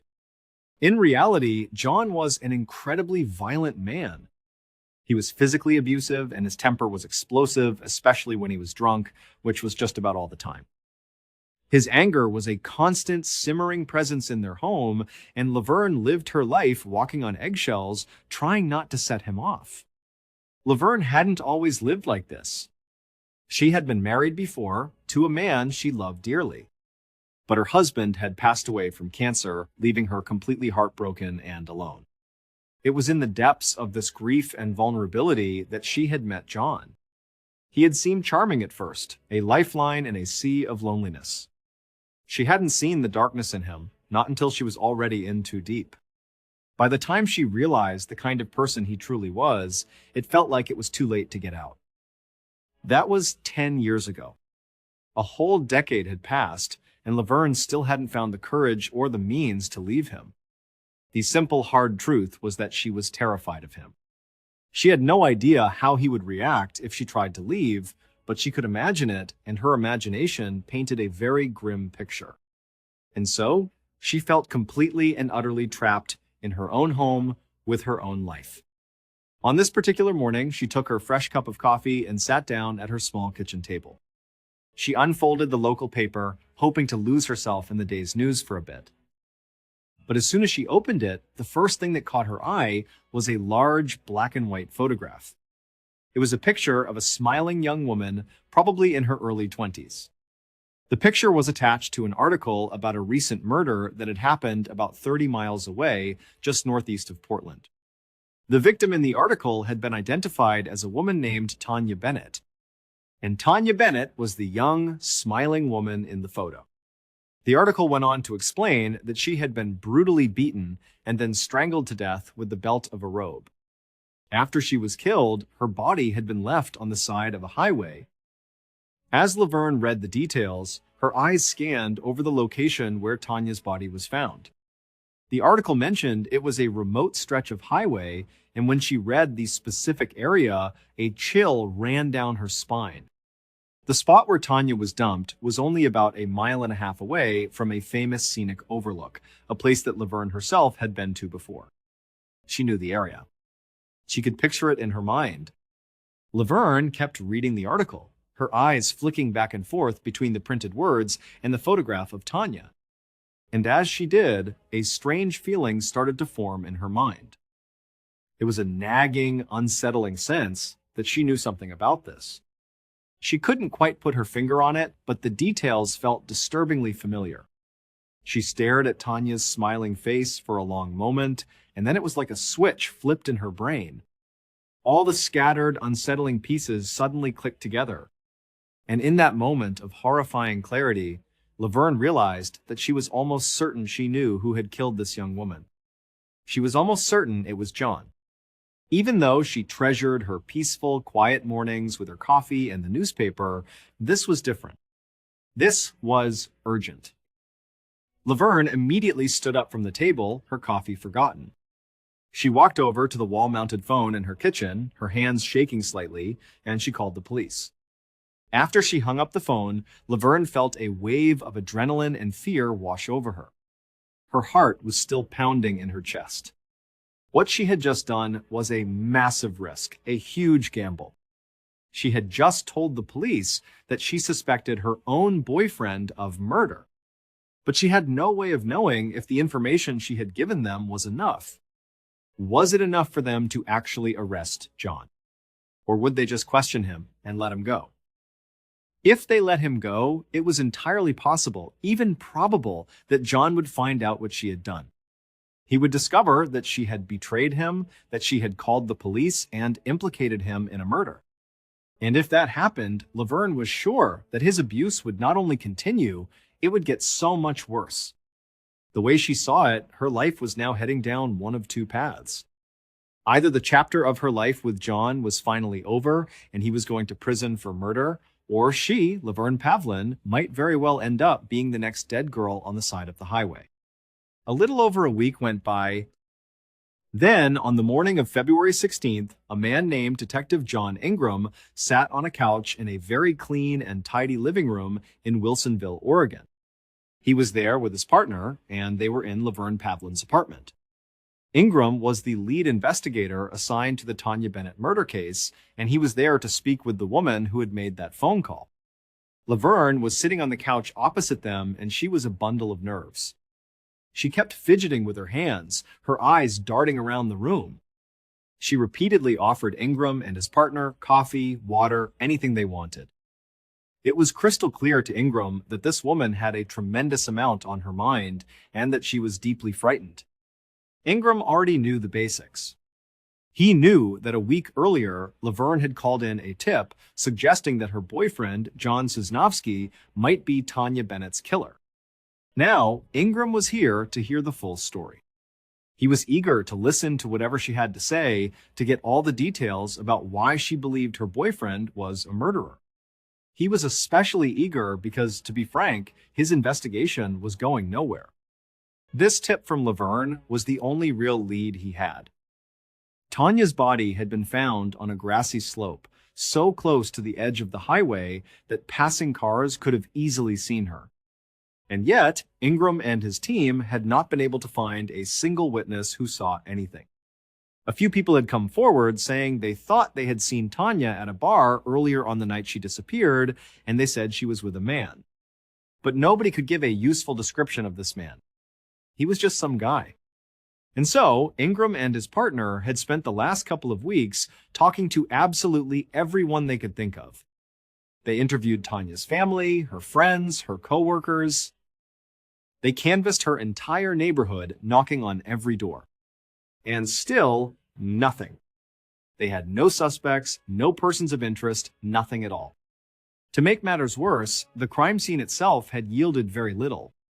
There was no good physical evidence, no fingerprints, no useful forensics that could point them in the right direction. So now, sitting in this quiet, clean living room, Ingram was pinning all his hopes on Laverne. He was hoping she was the key that would unlock this entire case. Eventually, after letting her settle for a moment, Ingram looked at Laverne and spoke in a calm, steady voice. He told her, "Whenever you're ready, just tell me what you know. Tell me the whole story of why you think John killed Tanya." At first, Laverne just continued to squirm in her seat. Her nervousness was palpable. But Ingram reassured her, telling her to just take a deep breath, to calm down. He told her it was okay, they were just there to listen. And finally, with a voice that trembled, she began to speak. She told them that on the night of the murder, John had come home very late, sometime around 1 or 2 in the morning. And the very first thing he did when he got home was go straight into the bathroom and get in the shower. Now, this was highly unusual for him. John was not the type of person to take a shower at 2 o'clock in the morning. It was just not part of his routine. Laverne said Sean Urant thought too much about it at the time, but the very next day, something else happened that made the late-night shower seem much more sinister. She and John had gone to a local bar, and while they were there, she had overheard him. He was talking to someone, bragging, and he was bragging about murdering Tanya Bennett. She heard him describe in detail how he had picked Tanya up at a truck stop, how he had killed her, and then how he had driven her body out to the highway by the Columbia River Gorge to dump it near that scenic overlook. As Laverne relayed this story, Ingram and his partner were listening intently. They were shocked. Essentially, Laverne had overheard a full confession, and the details she was providing seemed to line up perfectly with what they already knew. Tanya had been seen late at night with an unknown man, and her body was indeed found near that scenic overlook. That part was public knowledge, but still, the fact that Laverne had heard John say it specifically was a powerful piece of the puzzle. Ingram kept a straight face, a poker face, and just calmly told Laverne to please keep going, to tell them everything. And so, Laverne continued her story. She explained that the reason she didn't come forward immediately was simple. She was scared of John. She described him as a violent alcoholic who regularly abused her. This history of abuse was also part of why his confession seemed so real to her. The idea that John was capable of killing someone wasn't a shock to her at all. She lived in fear of his violence every day. She was terrified that if she went to the police, he would find out and he might kill her too. And so she had kept this terrible secret to herself for days. But then she saw the article in the newspaper. She saw the picture of Tanya's face, and she said the girl just looked so young and so innocent. And in that moment, she felt like she owed it to that girl. She had to come forward, no matter the risk to herself. By this point, Ingram's mind was racing. If everything Laverne was saying was true, this was huge. This could potentially solve the entire case right here and now. This was the story of what happened to Tanya Bennett. But he was also an experienced detective, and he knew that right now, all he had was one woman's story. It was a compelling story, but he needed more than that. He needed actual physical proof. He couldn't just take her word for it. So he asked Laverne a question. He asked if she would be willing to let him and his partner search the apartment. Laverne just nodded, and as soon as she gave her consent, the two detectives were on their feet, ready to get to work. Laverne led them down a short hallway to the master bedroom. Once there, she stepped back into the hallway, giving them space to do their search. The detectives immediately split up, spreading out to cover the room more efficiently. Ingram had a mental list of things he was hoping to find. But there was one very specific item on that list. When Tanya's body was discovered, a small swatch of denim from the front buttonfly area of her jeans was missing. It looked like it had been intentionally and carefully cut out. This was a very unusual detail, and it made Ingram think that maybe the killer had taken a souvenir, a trophy. After a few minutes of searching the bedroom, however, Ingram hadn't found that denim patch. In fact, at first glance, he didn't see anything at all that seemed to connect John to Tanya. He was starting to feel a bit discouraged until he moved over to a corner of the room where there was a cardboard box filled with old papers. He began to sift through the contents of the box, looking at random receipts and documents. And that's when he found it. He pulled out a small, torn piece of scrap paper. On it, there was a handwritten message. It was short, just 4 words. It said, quote, "T. Bennett, good peace." As soon as he read it, Ingram froze. He immediately called his partner over. His partner walked across the room, looked down at the note, and then looked back at Ingram. And they both knew, without a shadow of a doubt, that they needed to bring John Sosnavsky in for a chat right away. The detectives wrapped up their search and prepared to leave the apartment. But as they were walking towards the front door, the door suddenly opened. And standing there in the doorway, having just come home, was none other than John Sosnavsky himself. About an hour later, Detective Ingram was sitting at an interrogation table inside the sheriff's office. He was staring across the metal table at John. John had a confused look on his face, but other than that, he seemed remarkably calm, almost unbothered. Back at the apartment, when John had walked in and seen 2 detectives standing in his living room, Ingram had explained who he was and why they were there. John had seemed surprised, but he hadn't argued or resisted. He had quickly agreed to come down to the station to answer some questions. Ingram knew from years of experience, though, that just because a suspect was acting cooperative didn't mean he was innocent. Sometimes it meant the exact opposite. Ingram took a photograph of Tanya Bennett and slid it across the table towards John. He asked him if he knew the woman in the picture or if he had anything to do with her murder. John didn't deny it. He didn't act horrified or offended at the suggestion. He just looked at the picture and said he didn't really remember. Then Ingram showed him the note they had found in his bedroom, the one that said, T. Bennett, good peace. John just squinted at it as if he was having trouble reading it, and then said he really wasn't sure if he had written that or not. These were very straightforward yes or no questions. And the fact that John apparently couldn't give a straight answer to any of them was highly suspicious to Ingram. The rest of the interview went pretty much the same way. No matter what Ingram asked, even the most basic questions, John would respond with vague, non-committal answers. He couldn't remember. He wasn't sure. Maybe. Ingram was struck by how incredibly nonchalant John seemed throughout the entire process. He was being questioned about his potential connection to a brutal murder, and he was acting like they were discussing the weather. This was not a time to be nonchalant. This was a time to be clear, to be forthcoming, to proclaim your innocence. But despite Ingram's strong suspicions about John, he knew that realistically, he didn't have enough to hold him. The only evidence he had at this point was all circumstantial. He had Laverne's story, and he had a strange cryptic note that they couldn't even definitively prove John had written. It wasn't nearly enough to actually arrest him for murder. What they needed was some kind of hard, physical evidence that directly connected John to Tanya. Without that, their case was just too weak. So, at the end of the frustrating interview, Ingram just sighed and told John that for now, he was free to go. 4 days passed. Ingram was at his desk at the office, just starting his morning, when his phone rang. He picked it up and was surprised to hear Laverne's voice on the other end of the line. Before he could even ask her why she was calling, Laverne told him that she had found something. She had found something in her car that morning, and she felt like he needed to see it right away. And when she told him what it was, Ingram told her not to move, that he would be right over. He immediately hung up the phone and ran to find his partner. As he drove over to Laverne's apartment, Ingram could feel his heart racing with anticipation. Over the past 4 days, the investigation had stalled again.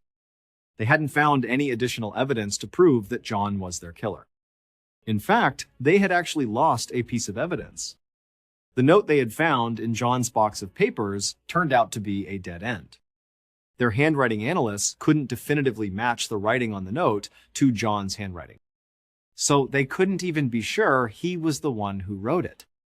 But now, based on what Laverne had just told him on the phone, what she had found in her car, Ingram was almost positive that this was the big break he had been waiting for. This was going to be the piece of evidence that tied everything together. Within the hour, Ingram and his partner were standing in Laverne's garage. Laverne was there with them, and all three of them were staring into the open trunk of her car. Laverne explained to Ingram that she was a very neat person.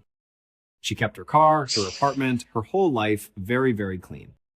And earlier that day, when she had gone to put something in her trunk, she noticed a small swatch of denim fabric just sitting there. She knew for a fact that she hadn't put it there. And given that she was on high alert about John and his possible connection to the murder, it immediately seemed like something she needed to report to the police.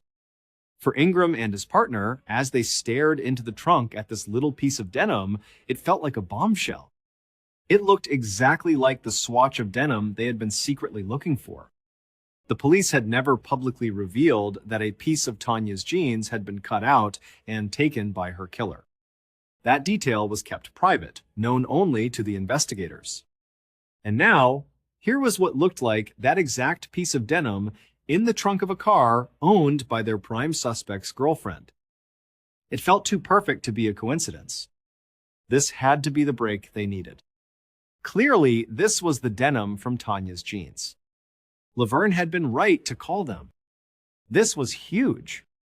Of course, Ingram knew that they would still have to send the denim to the lab for testing just to be 100% sure that it really belonged to Tanya.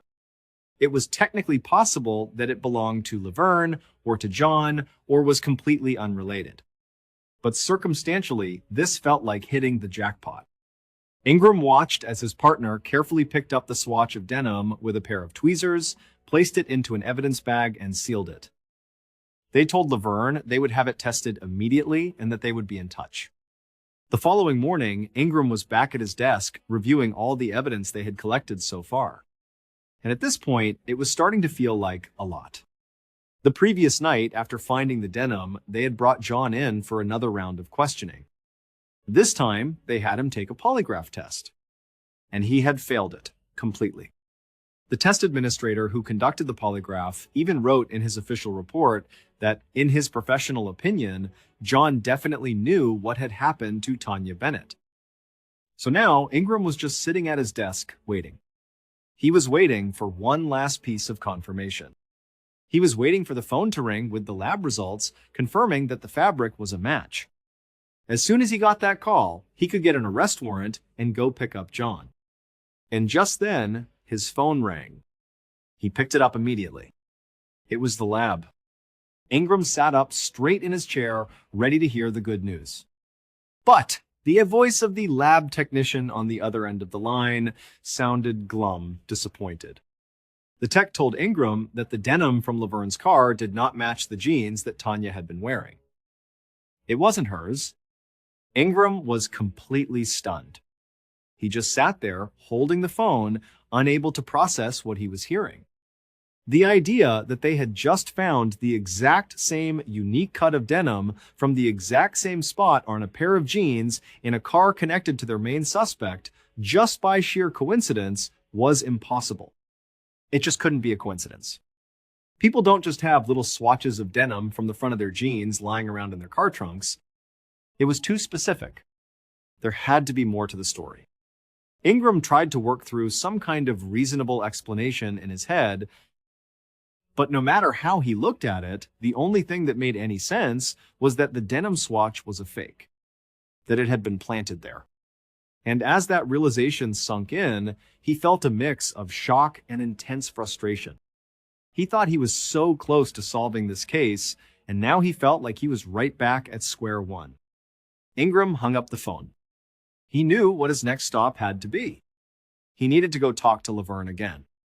Later that same morning, Ingram and his partner were once again back in Laverne's spotless living room.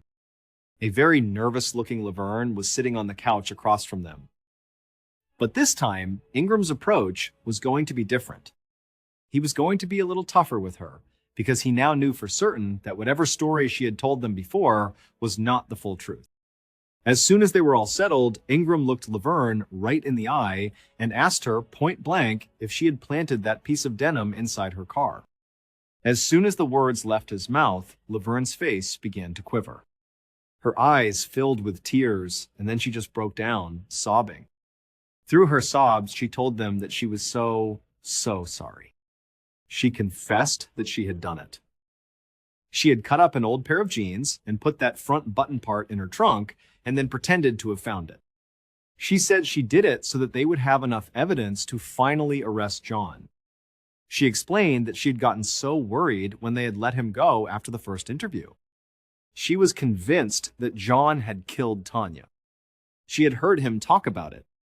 She knew he did it, and she knew he was a dangerous man. She just wanted to make sure that the police held him accountable for what he had done. As Ingram listened to her, he could hear the earnestness in her voice. It was clear that this woman was genuinely terrified of John and that she truly believed he was a killer. And so, he wanted to believe her motivation for planting the evidence, as misguided and illegal as it was. But there was a critical problem with her story. He knew that Laverne was still not telling him everything, because there was simply no way she could have known to plant that specific, unique cut of the jeans. She couldn't have known that was the piece the killer had taken as a trophy unless she had intimate knowledge of the crime or some other kind of inside information. Something was still missing. Why, out of all the possible pieces of evidence she could have faked, would she randomly choose that exact piece of denim? It was way too specific to be a lucky guess. And when Ingram pointed this out to her, when he asked her how she knew about the denim, Laverne's entire energy shifted. The sobbing stopped. The sadness and remorse vanished, and it was replaced with pure hesitation.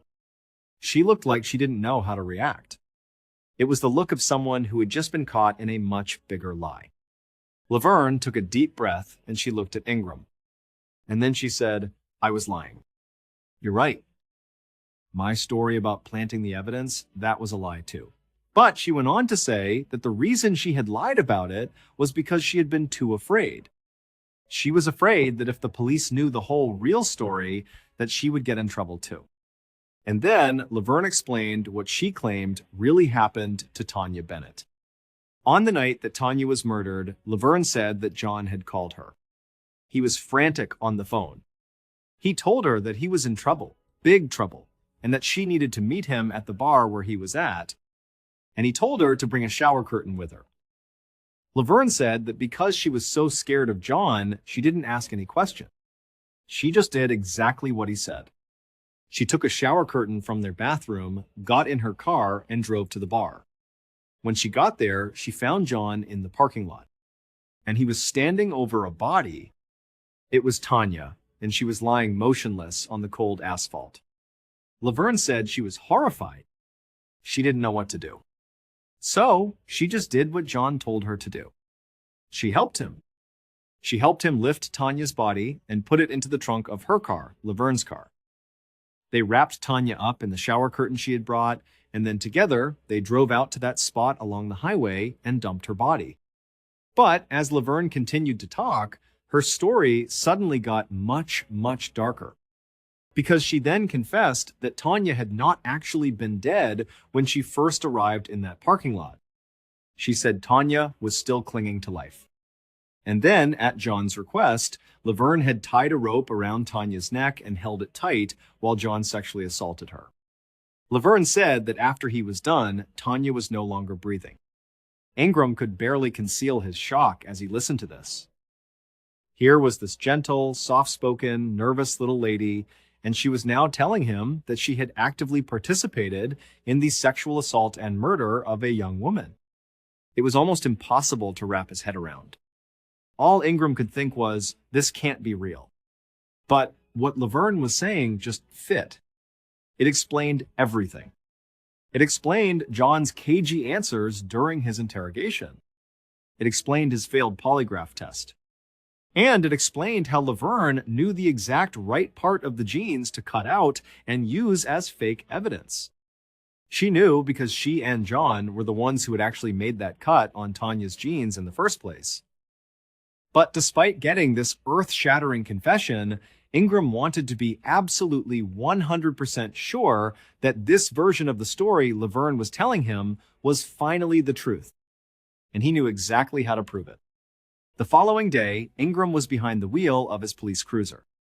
His partner was in the passenger seat, and Laverne was sitting in the back, staring absently out the window.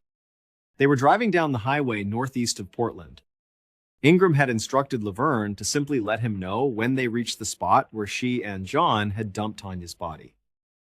The newspapers had published the general location where the body was found, but not the specific exact spot.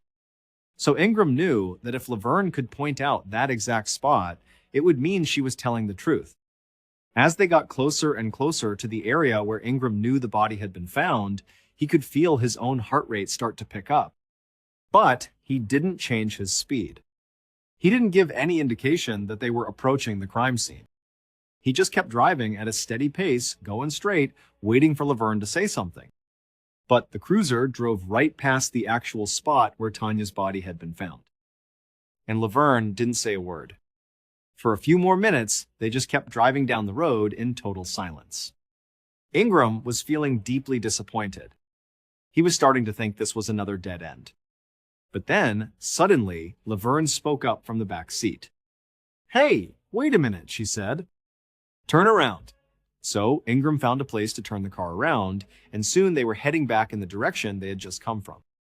And this time, as they passed the actual crime scene, the exact spot where Tanya had been found, Laverne called out. "That's it," she said. "That's where she was." "Stop." Ingram pulled the car over onto the shoulder of the road. He looked back at Laverne, who was staring intently out the window, right at the exact spot on the grassy slope where Tanya's body had been discovered. After he parked, all three of them got out of the car. Laverne walked over to the edge of the road and pointed. She pointed directly to the precise spot on the slope where Tanya had been found. Even though Ingram tried to keep his expression neutral, internally he was amazed. Clearly, Laverne was telling the truth this time. It would have been impossible for her to have chosen that specific spot without having been there before. She had to have been involved. As they all climbed back into the cruiser, Ingram knew they now had more than enough. They could formally arrest John and also Laverne. She had done the right thing by finally coming forward with the truth, but now she would have to face the consequences for her actions. On February 21st, just 16 days after Laverne had made that first anonymous phone call, John Sosnovsky was arrested. 5 days after that, Laverne Pavlin was arrested as well. And both of them were charged with murder. About 11 months later, Laverne's trial began. At her trial, Laverne tried to change her story yet again. She tried to recant her confession, claiming that she hadn't actually done any of the things she had told the police. But the jury didn't buy her last-minute change of heart. They convicted her of murder, and she was sentenced to life in prison. 2 months after Laverne was sentenced, John had his trial. He was also found guilty, and he was given the same sentence, life in prison. And from a legal perspective, that should have been the end of the case. But for the next 3 years, Detective Ingram just couldn't stop thinking about it. He couldn't stop thinking about Laverne and John and Tanya Bennett. Despite what Laverne had confessed to doing, he still felt a strange sort of empathy for her. It was obvious that she had been under John's control for years, and she had seemed genuinely terrified of him. But it was more than that. Ingram just had this horrible, nagging feeling in the pit of his stomach that they had gotten something wrong. Then, one afternoon in March of 1994, Ingram was in his office at the sheriff's department going through some paperwork. His desk phone rang. When he picked it up, it was the prosecutor who had worked on Tanya's case. The prosecutor told him that they had just received a very strange letter about Tanya Bennett's murder. And as soon as the prosecutor described what the letter said, Ingram felt sick to his stomach. Ingram had been right to worry. He and his partner and the entire legal system had gotten this case completely wrong. It turned out that their star witness, Laverne Pavlin, was not who she appeared to be. She was not just a sweet, older lady who was afraid of her abusive boyfriend. She was not someone who had bravely come forward to tell the truth, despite the consequences to herself. That was not the real story. In fact, almost everything she had told Detective Ingram and his partner had been a lie. The only part that was true, and the part that ultimately drove her to do what she did, was that she desperately wanted to break up with John. But she was too scared to just leave him. So she came up with a different plan. She decided to frame him for murder. And at first, she did an incredible job of it. She read every newspaper article she could find, memorizing all the little public details about the murder. During that first interview in her apartment, she had managed to sneak a peek at Detective Ingram's notepad, which had a list of evidence they were looking for. And that's how she knew about the specific swatch of denim that was missing from Tanya's jeans. She also just happened to make a few incredibly lucky guesses. When she pointed out the spot on the side of the highway where the body was found, she was just guessing. But she happened to guess the exact right spot, which convinced the police her entire story was true. The problem was, her plan backfired spectacularly. She succeeded in framing John, getting him arrested and convicted of a murder he didn't commit. But in the process of building her elaborate story, she had also inadvertently implicated herself. When she confessed to her role in the murder, her thinking was that the police would take pity on her, that they would see her as another one of John's victims, and blame him for everything. She thought he would go to jail, and she would be set free. But that's not what happened. She was also convicted of murder, and she went to prison right alongside him. Laverne and John were both in prison serving their life sentences when the actual killer, the real man who had murdered Tanya Bennett, sent a letter to the authorities. In the letter, he confessed to his crime in detail. That was why the prosecutor had called Ingram. It was to tell him that they had made a terrible mistake. After the real killer was arrested and his confession was verified in 1995, Laverne Pavlin and John Susnowski were both released from prison. In total, they had each served 4 years behind bars for a crime neither of them had committed. All because of Laverne's desperate and twisted lies. Thanks for watching. If this case shocked you, there are plenty more twisted true crime stories waiting for you right now. And remember, sometimes the most dangerous person in a case isn't the one screaming for help. It's the one who sounds the most believable. In March of 2015, a 8-year-old woman named Tamara Samsonova was living in her small apartment in St. Petersburg, Russia. The building was old, and her home was in a state of disrepair, so she had finally saved up enough money to have some major renovations done. Workers were coming in to tear down walls and redo the plumbing. It was going to be loud, dusty, and generally unlivable for a few weeks. Tamara didn't really have anywhere else to go. Her family was either distant or had passed on, and she lived a fairly solitary life. But she had a friend, a kind woman who lived nearby. Her name was Valentina Olenova, and she was 79 years old. Valentina had heard all about Tamara's upcoming home improvement project and the chaos it was going to cause. So she reached out to her friend. She called Tamara and simply said, "You can't stay there while all that is going on. Why don't you come and stay with me until it's done?" Tamara was incredibly grateful for the offer. It was a huge relief. She immediately accepted, thanking Valentina over and over again. As soon as the work began on her own apartment, Tamara packed a small bag and moved into Valentina's home. From the moment she arrived, she was determined not to be a burden. Valentina was older, and Tamara knew she couldn't afford to pay any rent, so she decided she would earn her keep in other ways. She immediately started taking over the household chores. She would wake up early and clean the entire apartment from top to bottom. She scrubbed the floors, dusted the furniture, and made sure the kitchen was always spotless. After Valentina finished a meal, Tamara would insist on clearing the table and washing all the dishes by hand. She also took it upon herself to do all the cooking. She wanted her friend to feel looked after, to show her just how much she appreciated the generosity. A couple of weeks went by just like this. The arrangement seemed to be working out well. The renovations on Tamara's apartment were eventually completed. The workers packed up their tools, the dust settled, and her home was finally ready for her to move back in. But a strange thing happened. Tamara didn't want to leave. She had grown comfortable living with Valentina. She enjoyed the company and the routine they had settled into. It was nice not to be alone. So she approached Valentina with a new request. She asked, would it be okay if I stayed just a little bit longer? Valentina seemed a bit hesitant at first. The initial offer had been for a specific period, just until the renovations were done. But she was a kind woman, and she could see that Tamara was enjoying her time there. So, after a moment, she agreed. Okay, that's fine, she said. But a little bit longer turned into a lot longer. Weeks turned into months. Spring turned into summer.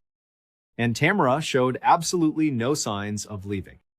She had completely settled in, as if Valentina's apartment was now her own. Valentina, meanwhile, was growing more and more frustrated. Her small apartment, which had once been her quiet sanctuary, now felt crowded. She was starting to feel like a guest in her own home.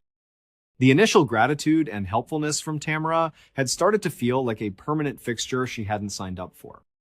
The tension in the apartment grew thicker with each passing day. Finally, in late July of 2015, Valentina couldn't take it anymore. She decided she had to confront Tamara directly. She sat her down and told her, plainly and simply, you have to go. Your apartment is ready.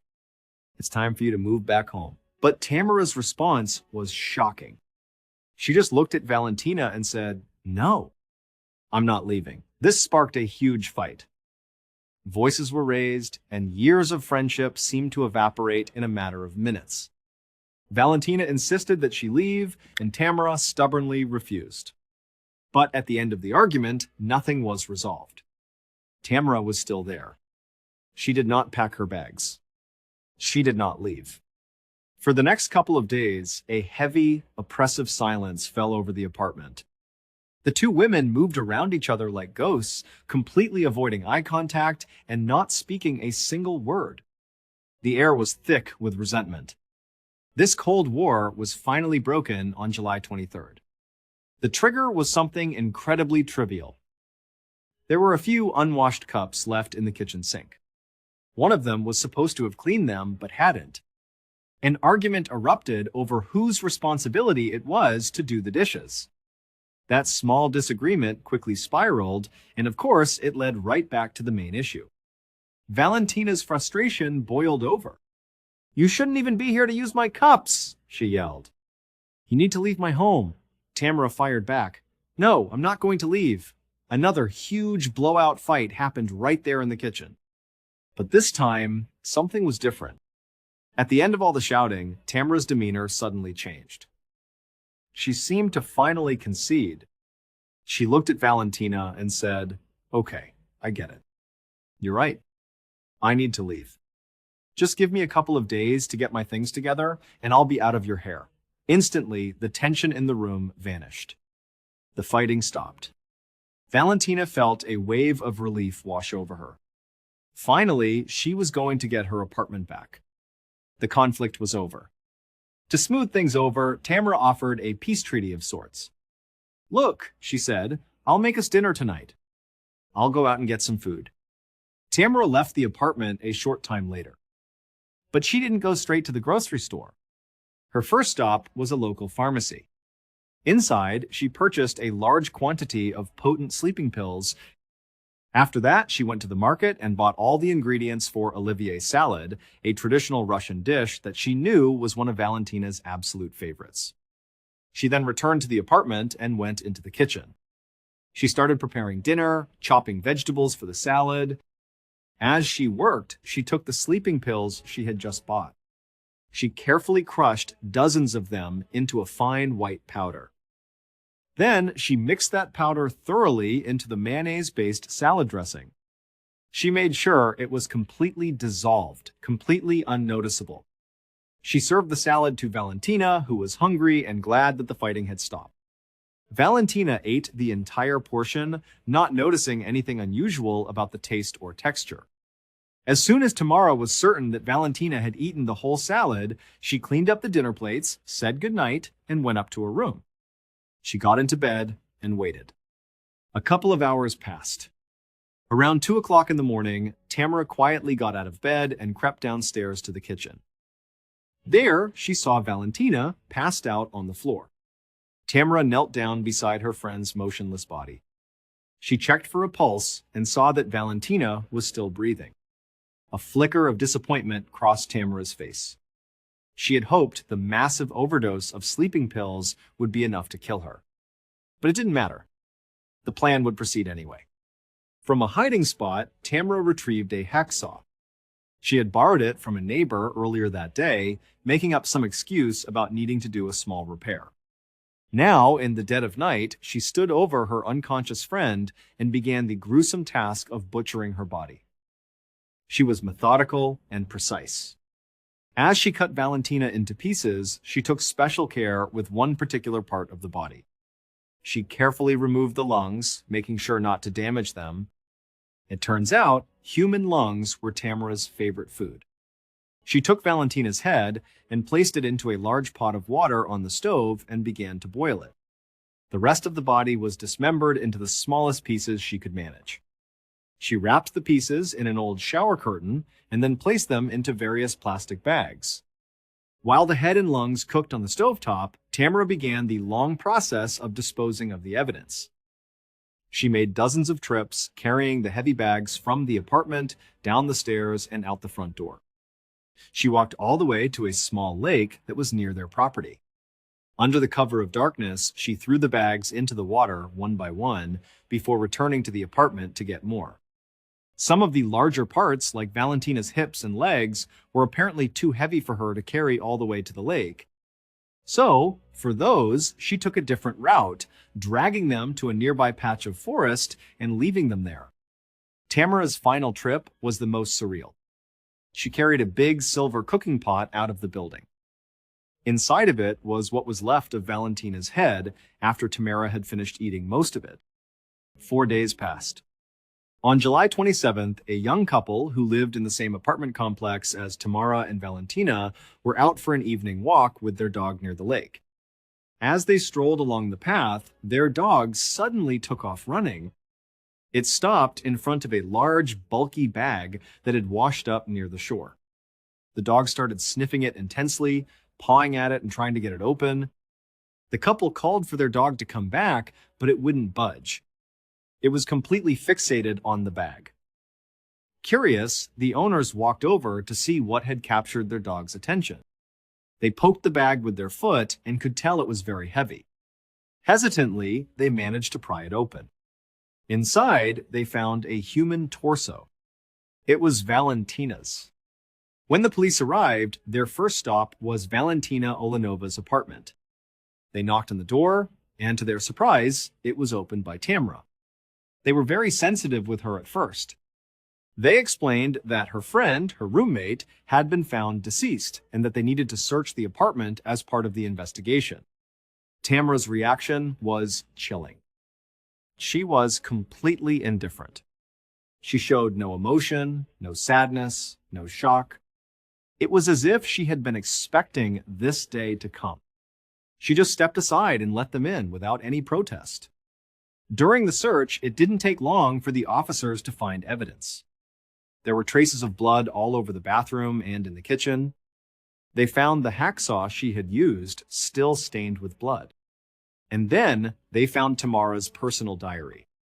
It was sitting on a small table next to a book about black magic and the occult. The police began to read the diary, and they were horrified by what they found. It contained meticulous handwritten notes detailing the ritualistic killings she had committed over the past 20 years. There were 14 of them in total. The diary entries revealed that almost all of the murders were motivated by Tamara's desire to cast spells she was learning about from her black magic books.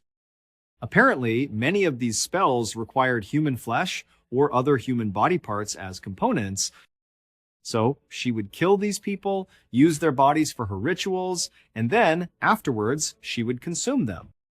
This part, the cannibalism, had nothing to do with the spells. She did it simply because she liked the taste of people with a particular fondness for human lungs. The police arrested Tamara on the spot. She didn't put up a fight. She calmly admitted to everything. "Yep, you got the right person," she said. "I did all of this." While Tamara was on trial, she seemed to be in a great mood, almost euphoric. She was seen smiling and blowing kisses to the reporters in the courtroom. It was a bizarre spectacle. At one point, she addressed the judge directly, saying, "I hope you give me a really severe punishment. I expect to die in prison." It was like she was completely out of touch with reality, or perhaps she just knew her life as a free person was over, and she simply didn't care anymore. Tamara, who was quickly nicknamed the Granny Ripper by the newspapers, was found guilty and given a life sentence.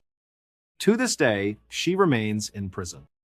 Surveillance footage was later released showing an elderly woman identified as Tamara carrying heavy black bags out of her apartment building in the middle of the night, and other shots showed her bizarre, cheerful demeanor during her trial. Sometimes a person's intuition can save them from a terrible fate, even when they don't know why. There was a man who, after spending 21 years in the U.S. Army, retired and moved to a quiet part of Central Florida with his wife and young son. He had a military pension coming in, and his wife still worked a full-time job, so they were financially comfortable. But after a few months of retirement, he found himself getting incredibly bored. He was used to being active, to having a purpose every day. And so, he decided to get a simple, low-stress job just to stay occupied. He ended up taking a position as a night clerk at a gas station on the highway. One of the main reasons he chose this particular job was because the owners were very laid back. They didn't mind if he had company, so he could bring his son along with him to hang out during his shifts. For years, that's just how it went. The man would work his shifts at the gas station, and his son would tag along. Even as the son grew into a teenager, when you'd think he'd want to be doing other things with his friends, he still came to the gas station. The town they lived in was so small and remote that there was almost nothing else for a teenager to do. So he continued to spend his evenings at the gas station with his dad well into his teenage years. One night in 1990, the son, who was 15 years old at the time, was taking a break. He was sitting outside at a picnic table under the bright fluorescent lights of the gas station canopy. He was reading a magazine and sipping on a Mountain Dew. It was dark out and very quiet. There were no cars at the pumps, no customers inside, and hardly any traffic on the highway. It was in this quiet that he noticed something out of the corner of his eye. A woman was walking off the highway, heading directly towards the gas station. This immediately struck him as odd. He thought to himself, "No one ever walks to our gas station. We're on a highway. Everybody drives here." His immediate assumption was that her car must have broken down nearby, and she was coming to use their phone to call for a tow truck or a ride. The woman continued walking across the large empty parking lot, getting closer and closer. The boy had turned his attention back to his magazine, but he later said he kept looking up, keeping an eye on her. There was just something about her that felt a little off, though he couldn't put his finger on what it was. The woman walked right past the picnic table where he was sitting. She didn't acknowledge him, didn't say hello, just walked straight through the glass doors and into the gas station. She began to walk up and down the aisles. From where the boy was sitting, he had a clear view inside. He could see his father standing behind the counter, and he could see the top of the woman's head as she moved between the shelves. As soon as the woman was inside, pacing the aisles, the boy put his magazine down and just watched. He noticed that she wasn't really shopping. She would glance down at the items on a shelf for a few seconds, but she never picked anything up. She didn't seem interested in buying anything. Every few moments, she would look up towards the counter where his father was and just stare at him. Then she'd look back down and continue her slow walk through the store. After a few minutes of this, the woman seemed to abandon the pretense of shopping and just walked directly up to the counter. There was nobody else in the store, and with the door propped open for the warm night air, the boy could hear their conversation fairly clearly. The woman told his father that her car had broken down and she needed a ride. She asked if he could please drive her to Ocala, which was the next big town north of their location. The boy would later say that his father's reaction was very strange. Normally, his dad was incredibly pleasant with all the customers. He was a chatty, friendly guy who would talk to anyone who came into the store. But with this woman, his dad's tone was dismissive, almost rude. When she asked for a ride, he just said flatly, "No, I won't give you a ride." The woman was clearly annoyed by how quickly he had shut her down, but instead of just taking no for an answer, she turned and looked through the glass at the boy sitting outside on the bench. He was looking right at her. She pointed a finger at him and said to his father, "What about him? Is he your son? Can he give me a ride?" The boy saw his father, who was out of the woman's direct line of sight, look at him and shake his head firmly. The message was clear. No. Whatever she wants from you, you're going to say no to it. The boy was a bit confused by all this. He was still trying to understand why his dad was so against helping this woman. She seemed like she was in trouble and needed help. But he trusted his father's judgment. He knew that if the woman came outside and asked him directly, he would follow his dad's silent instruction and say no. But it never came to that. The boy's father said to the woman in a firm voice, "No, my son's not going to give you a ride. You need to leave here immediately. Do not come back. Leave. We're not going to help you." The woman was furious.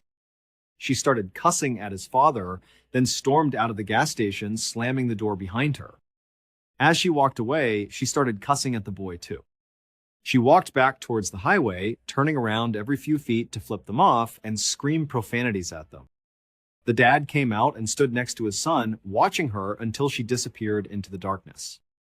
The boy turned to his dad and asked, what was her deal? Why did that happen?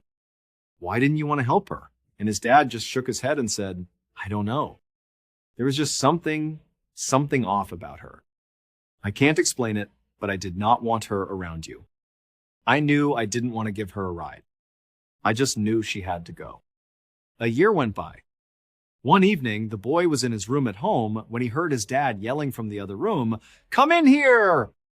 Come look at the TV! Quick!" He ran into the living room, and on the television screen was a news report. And on the screen was the face of the same woman from the gas station. Her name, the news anchor said, was Aileen Wuornos. She was a serial killer who had been terrorizing Central Florida, picking up her male victims at gas stations along the highway. It's unclear if the boy or his father were intended to be her next victims that night. But by the time she had shown up at their gas station, she had already murdered 4 men. And following her interaction with them, she had gone on to kill 3 more, including a man in Ocala, Florida, the very town she had asked them to give her a ride to. Aileen had finally been caught, which is why she was on the news. She was later tried, convicted, and sentenced to death. The boy and his father just stood there, staring at the screen, realizing how close they had come to a monster that night, and how a father's unexplainable gut feeling had saved both of their lives. In the early evening of the 7th of May, 2008, a 65-year-old woman named Zvonka Telemakowska was in the kitchen of her apartment in the small southeastern European city of Kicevo. Kicevo is a quiet, remote place nestled at the base of a huge mountain in northern Macedonia. It's a beautiful town, but very little of note ever happens there. Zvonka made her living as a cleaning lady. She worked hard cleaning houses for wealthier families in the area. But on this particular day, she had the day off. So she was just relaxing at home, waiting for her adult son, Zoran, to come home so they could have dinner together. It was a beautiful, warm spring evening, and Zvonka had the kitchen windows open as she moved about, preparing herself a small snack. At some point, as she was doing this, she heard her phone ring. She picked it up and answered. It was one of her friends on the other line, but her friend's voice sounded strange. It was strained and panicked. Her friend asked Svanka if she was paying attention to the news, if she had the radio or the television on. Svanka said, "No, why?" "What's wrong?" Her friend then told her that there was a breaking news story all over the local channels. There had been a huge, terrible traffic accident right there in their town.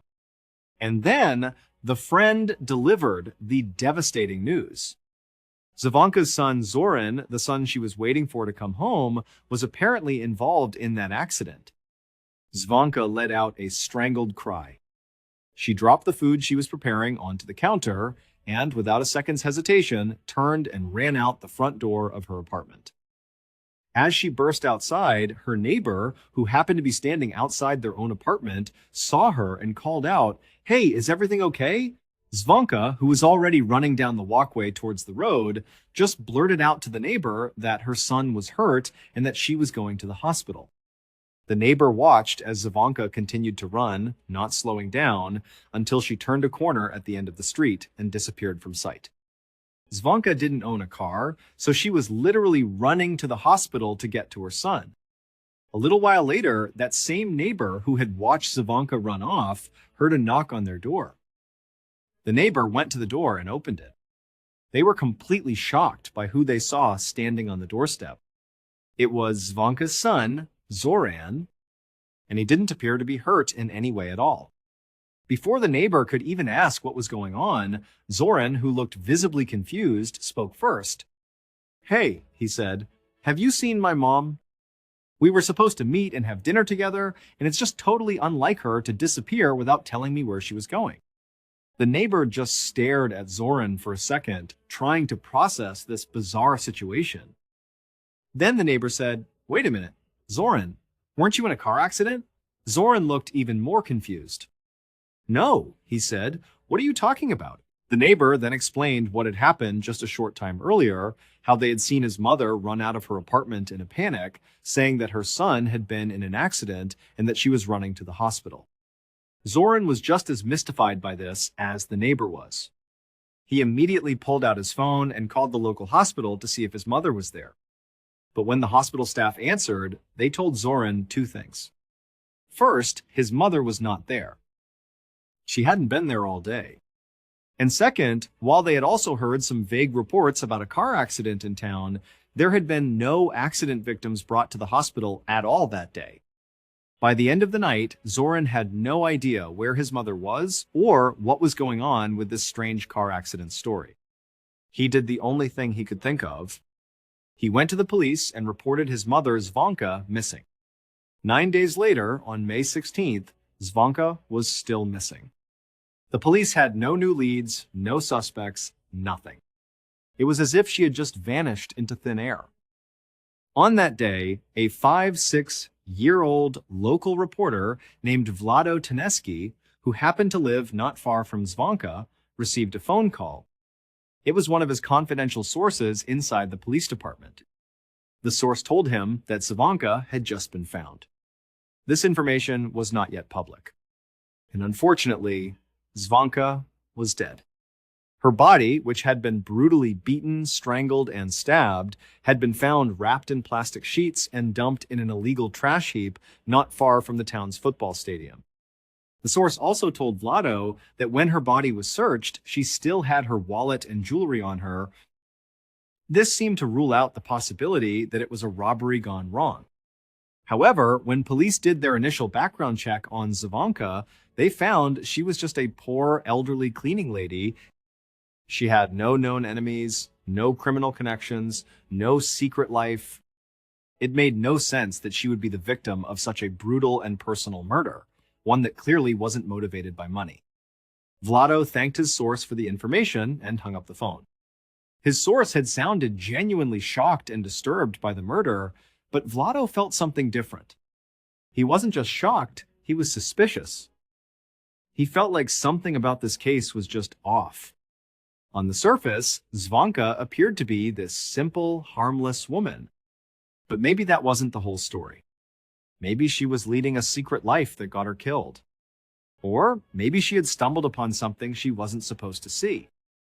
Vlado didn't know for sure, but his journalist's instincts were telling him there was a much bigger story here and it needed to be investigated. Now, Vlado had a reputation in Kosovo for being an aggressive and fearless journalist. He wasn't afraid to dive headfirst into murky stories involving corruption or abuse of power. He would dig and dig until he got to the bottom of things, and then he would publish articles that were highly critical of the government, the police, or anyone else in a position of authority. As a result of this approach, over his 30-year career, Vlado had been threatened with violence many times for things he had written or was investigating. But even though he knew that digging into Zvonka's murder could once again put him in a dangerous position, he felt it was his responsibility as a journalist to pursue the truth. Feeling determined, Vlado grabbed his notebook and pen, walked out the front door of his house, and made the short walk over to Zvonka's apartment building. When he got there, her son, Zoran, answered the door. A few minutes later, Vlado and Zoran were sitting together in Zvonka's kitchen, and Zoran was telling him everything that had happened. He recounted how he had come home for dinner only to find his mom wasn't there. He told Vlado about the conversation with the neighbor and the bizarre, non-existent car accident that had sent his mother running into the night. As Zoran spoke, Vlado took meticulous notes, asking lots of follow-up questions.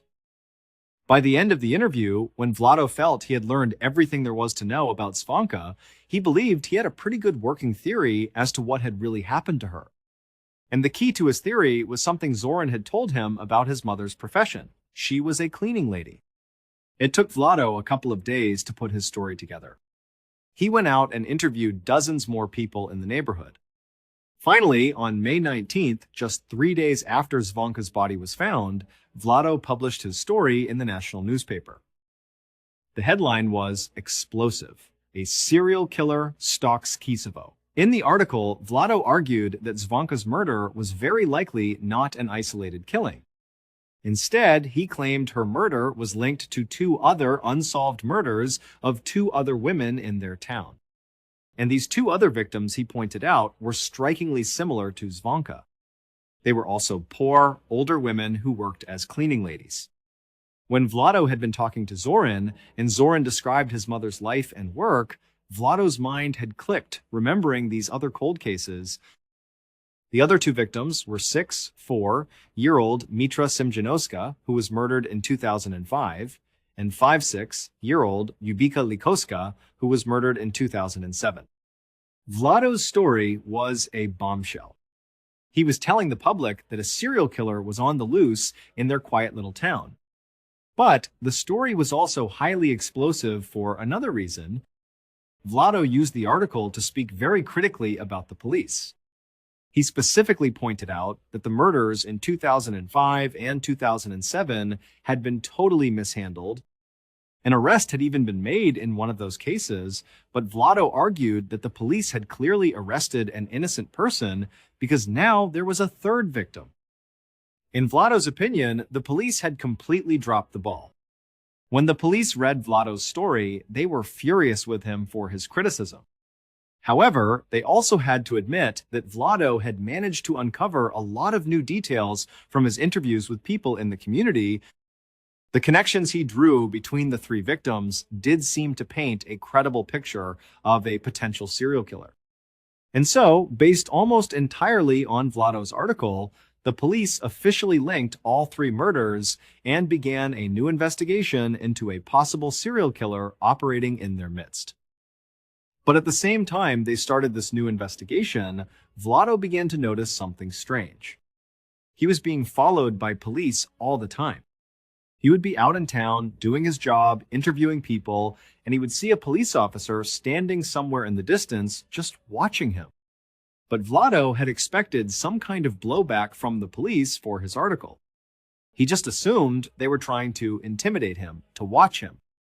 He decided to ignore it and continue doing his job. By early June, about 2 weeks after Zvonka had been found, the police's new serial killer investigation had managed to narrow down a suspect pool of hundreds of people to just 3 individuals. They felt they were very close to making an arrest.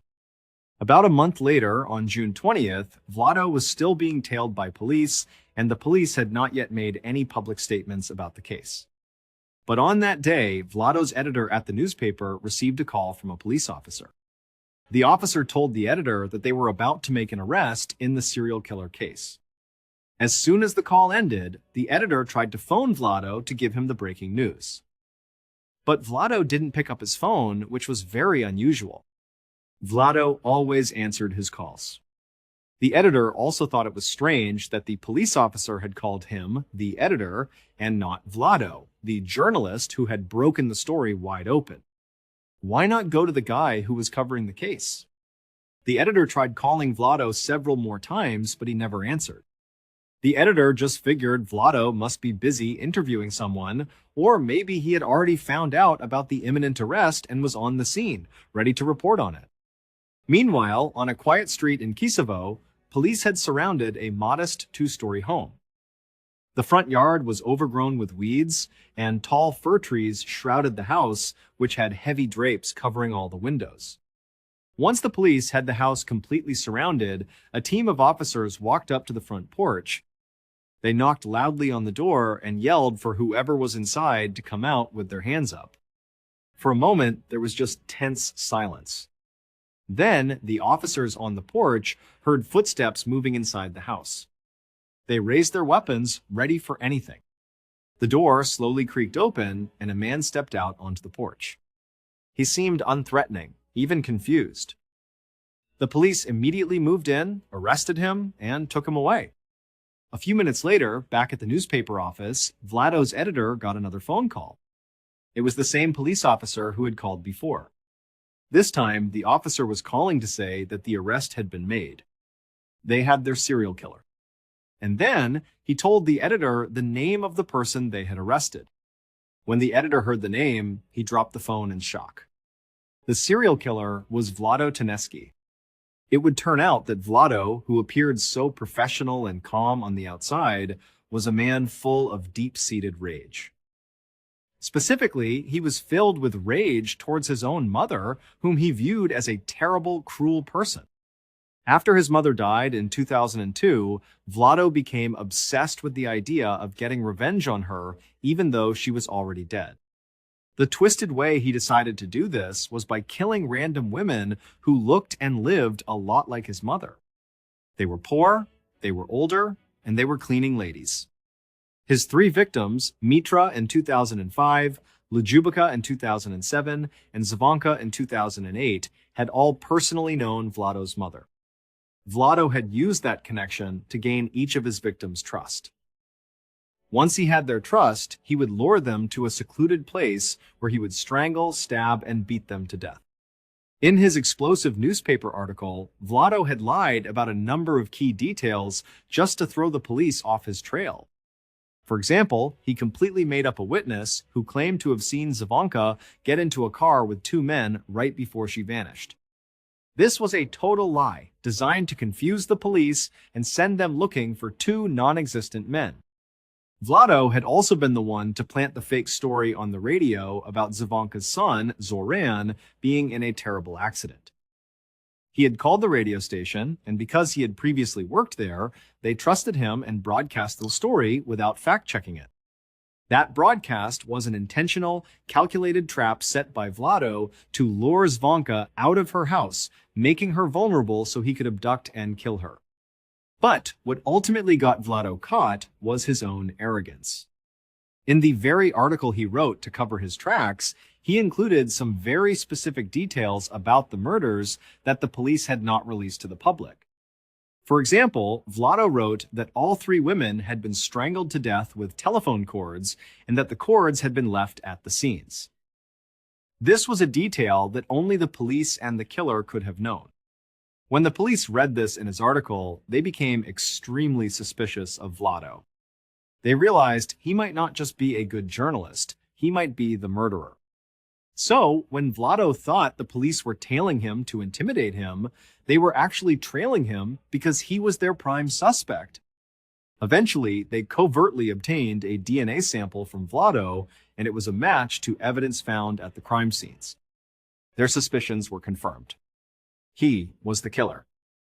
After Vlado's arrest, he was immediately charged with 2 of the 3 murders, and police were preparing to charge him with the third. They were even investigating a possible fourth victim. But on June 23rd, just 3 days after his arrest, Vlado died in his jail cell in a way that made no sense. He had somehow drowned in a small bucket of water inside his cell while 3 other cellmates were in there with him. All of them claimed they didn't see or hear it happen. Officially, Vlado's death was ruled a suicide. And after his death, all of the murder investigations were closed. In the late winter of 1985, a Canadian border security guard was on duty at the crossing between New York State and Ontario, Canada. As he stood in his booth, looking out at the long line of cars waiting to cross, he felt a huge weight of responsibility. For him, the job was about more than just checking passports and asking about duty-free items. It was about being a gatekeeper, about making sure that dangerous criminals from the United States didn't slip across the border and into Canada. And on this particular day, there was one specific dangerous criminal he was on high alert for. His name was Alex Mangual. He was 30 years old. A few days earlier, Alex Mangual had been pulled over by a police officer during a routine traffic stop near New York City.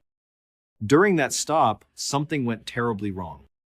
Alex had somehow managed to get the officer's gun and had shot the officer in the head, killing him instantly. Alex then fled the scene and had been on the run ever since. Law enforcement was deeply concerned. New York was only about a 6-hour drive from the Canadian border. It was very possible that Alex would try to escape into Canada to avoid being captured.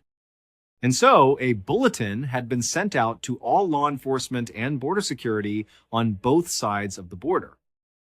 They were all on the lookout for Alex Mangual, a 30-year-old white man with thinning brown hair and a wispy mustache. All day long, that Canadian border guard scrutinized every single person who drove up to his checkpoint. He looked closely at every driver, every passenger, searching for any resemblance to the man in the wanted poster. He saw a family on their way to visit relatives. He saw a young couple who said they were on their honeymoon. He saw a man whose car was packed to the roof with camping supplies. He saw a middle-aged woman who was traveling alone. He saw all these different people from all walks of life, but none of them looked anything like Alex Mangual. By the end of his long shift, after checking dozens and dozens of cars, he felt confident that the dangerous cop killer had not managed to slip through on his watch. He clocked out and went home. A few days later, on March 2nd, a police officer was patrolling the parking lot of a shopping mall in Ontario, Canada, about an hour-and-a-half's drive from the border. As he made his rounds, he noticed a white Toyota that had been sitting in one spot for quite a while, just loitering. He decided to drive over and check it out. When he got closer, he looked inside the car and saw someone sitting in the passenger seat. It was a white man, probably in his early 30s, with thinning brown hair and a wispy mustache. The officer immediately recognized him. It was the wanted fugitive, Alex Mangual. The officer grabbed his radio and called for backup. Then he parked his cruiser, got out, and with his gun drawn, he carefully approached the white Toyota. As he got near the passenger side door, the man inside turned and saw him. Instantly, the man jumped into the driver's seat, started the car, and the Toyota screeched out of the parking lot. The officer sprinted back to his own car and took off in pursuit. Before long, it seemed like the entire police force in the area had joined the high-speed chase. They managed to funnel the speeding Toyota into a dead-end street. The car crashed into a stop sign, and the man with the thinning brown hair and mustache jumped out. Everyone could see it was him. It was Alex Mangual. He didn't put up a fight this time. He was surrounded and quickly taken into custody. Law enforcement was relieved to finally have this dangerous man off the streets. But they were also baffled by one major question. How did Alex Mangual get into Canada? The border was on high alert. Every guard was looking for him. How did he get past them? The police had no idea until they searched the white Toyota that Alex had been driving. It turned out that on the night Alex shot and killed the police officer, he had fled into a wooded area and hidden there overnight. The next day, he was walking around and happened to pass by a commercial building. He saw a middle-aged woman named Beverly Capone come out of the building by herself and walk towards her car. Alex approached her, abducted her at gunpoint, and forced her to drive to an isolated cabin he knew about deep in the woods. Once they got there, he murdered her. After she was dead, he did something truly monstrous. He stole her clothes and put them on. Then he cut off her face and her scalp, and he put those on as well. He was literally wearing her skin and her hair as a disguise. He got into her car, that white Toyota, and he drove all the way up to the Canadian border.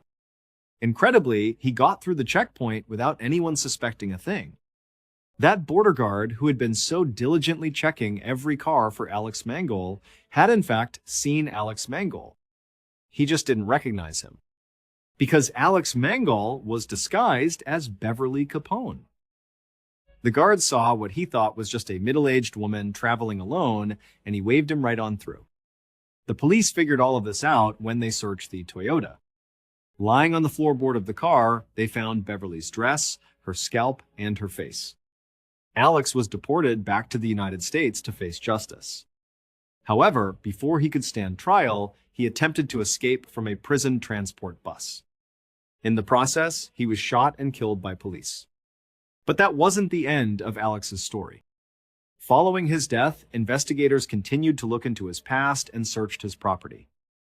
During that search, they found a collection of photos of unidentified women. They also found maps of New York and Pennsylvania with several very isolated locations circled. Nobody knows what these maps or photos mean. While police have never conclusively linked Alex Mangold to any other murders, he remains a person of interest in several cold cases. Many investigators believe that he wasn't just a cop killer on the run, but that he was actually a serial killer. But we will probably never know for sure how many people he killed.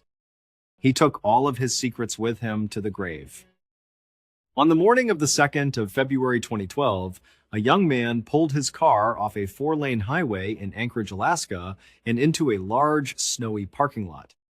He drove past dozens of parked cars until he reached a small, standalone shack painted a bright teal color. This was a popular drive-through coffee shop called Common Grounds, and the young man worked there as a barista. After he parked, he walked up to the white employee entrance door at the back of the little building. He took out his key and went to unlock it, but as he turned the key, he realized the door was already unlocked. He found that a little strange. He knew the person who had worked the closing shift the previous night. She was an 8-year-old named Samantha Koenig. She had only been working at Common Grounds for about a month, but she seemed very responsible and had never made a mistake like forgetting to lock up before. The young man shrugged it off. People make mistakes, he figured, and he pushed the door open and went inside. Right away, he noticed that several things seemed out of place. The small interior of the kiosk was messy. It looked like Samantha must have left in the middle of her shift without even starting her closing duties. There were napkins scattered on the floor, cleaning towels were left out on the counters, and used cups were still sitting by the espresso machine. As the young man walked over to the cash register to get it ready for the day, he tried to run through scenarios in his head. Maybe she had a family emergency and had to leave in a hurry. He reached down with his key to unlock the register, and just like the front door, it was already unlocked. When he pulled the cash tray out, he saw that all the money was gone. And that's when he knew. They had been robbed. He immediately picked up the phone and called his boss. The night before, Samantha had made plans with her boyfriend, Dwayne. She had asked him to pick her up after her shift at Common Grounds. Dwayne had gotten held up at his own job, so he didn't arrive at the coffee kiosk until about 8:30 p.m., a full 30 minutes after her shift was supposed to have ended. When he pulled into the parking lot, he looked around but didn't see Samantha anywhere. The coffee shop itself was completely dark. It looked like it had been closed up for the night. Dwayne got out of his truck into the freezing cold Alaskan air and walked up to the service window of the kiosk. He pressed his face against the glass and peered inside, but it was empty. There was nobody in there. Dwayne's mind immediately went to the fight they'd had earlier that night over text message. Samantha had accused him of cheating on her.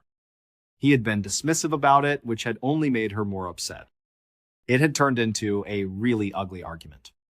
So, as Dwayne walked back to his truck, he thought to himself, maybe Samantha was still angry and just didn't want to see him.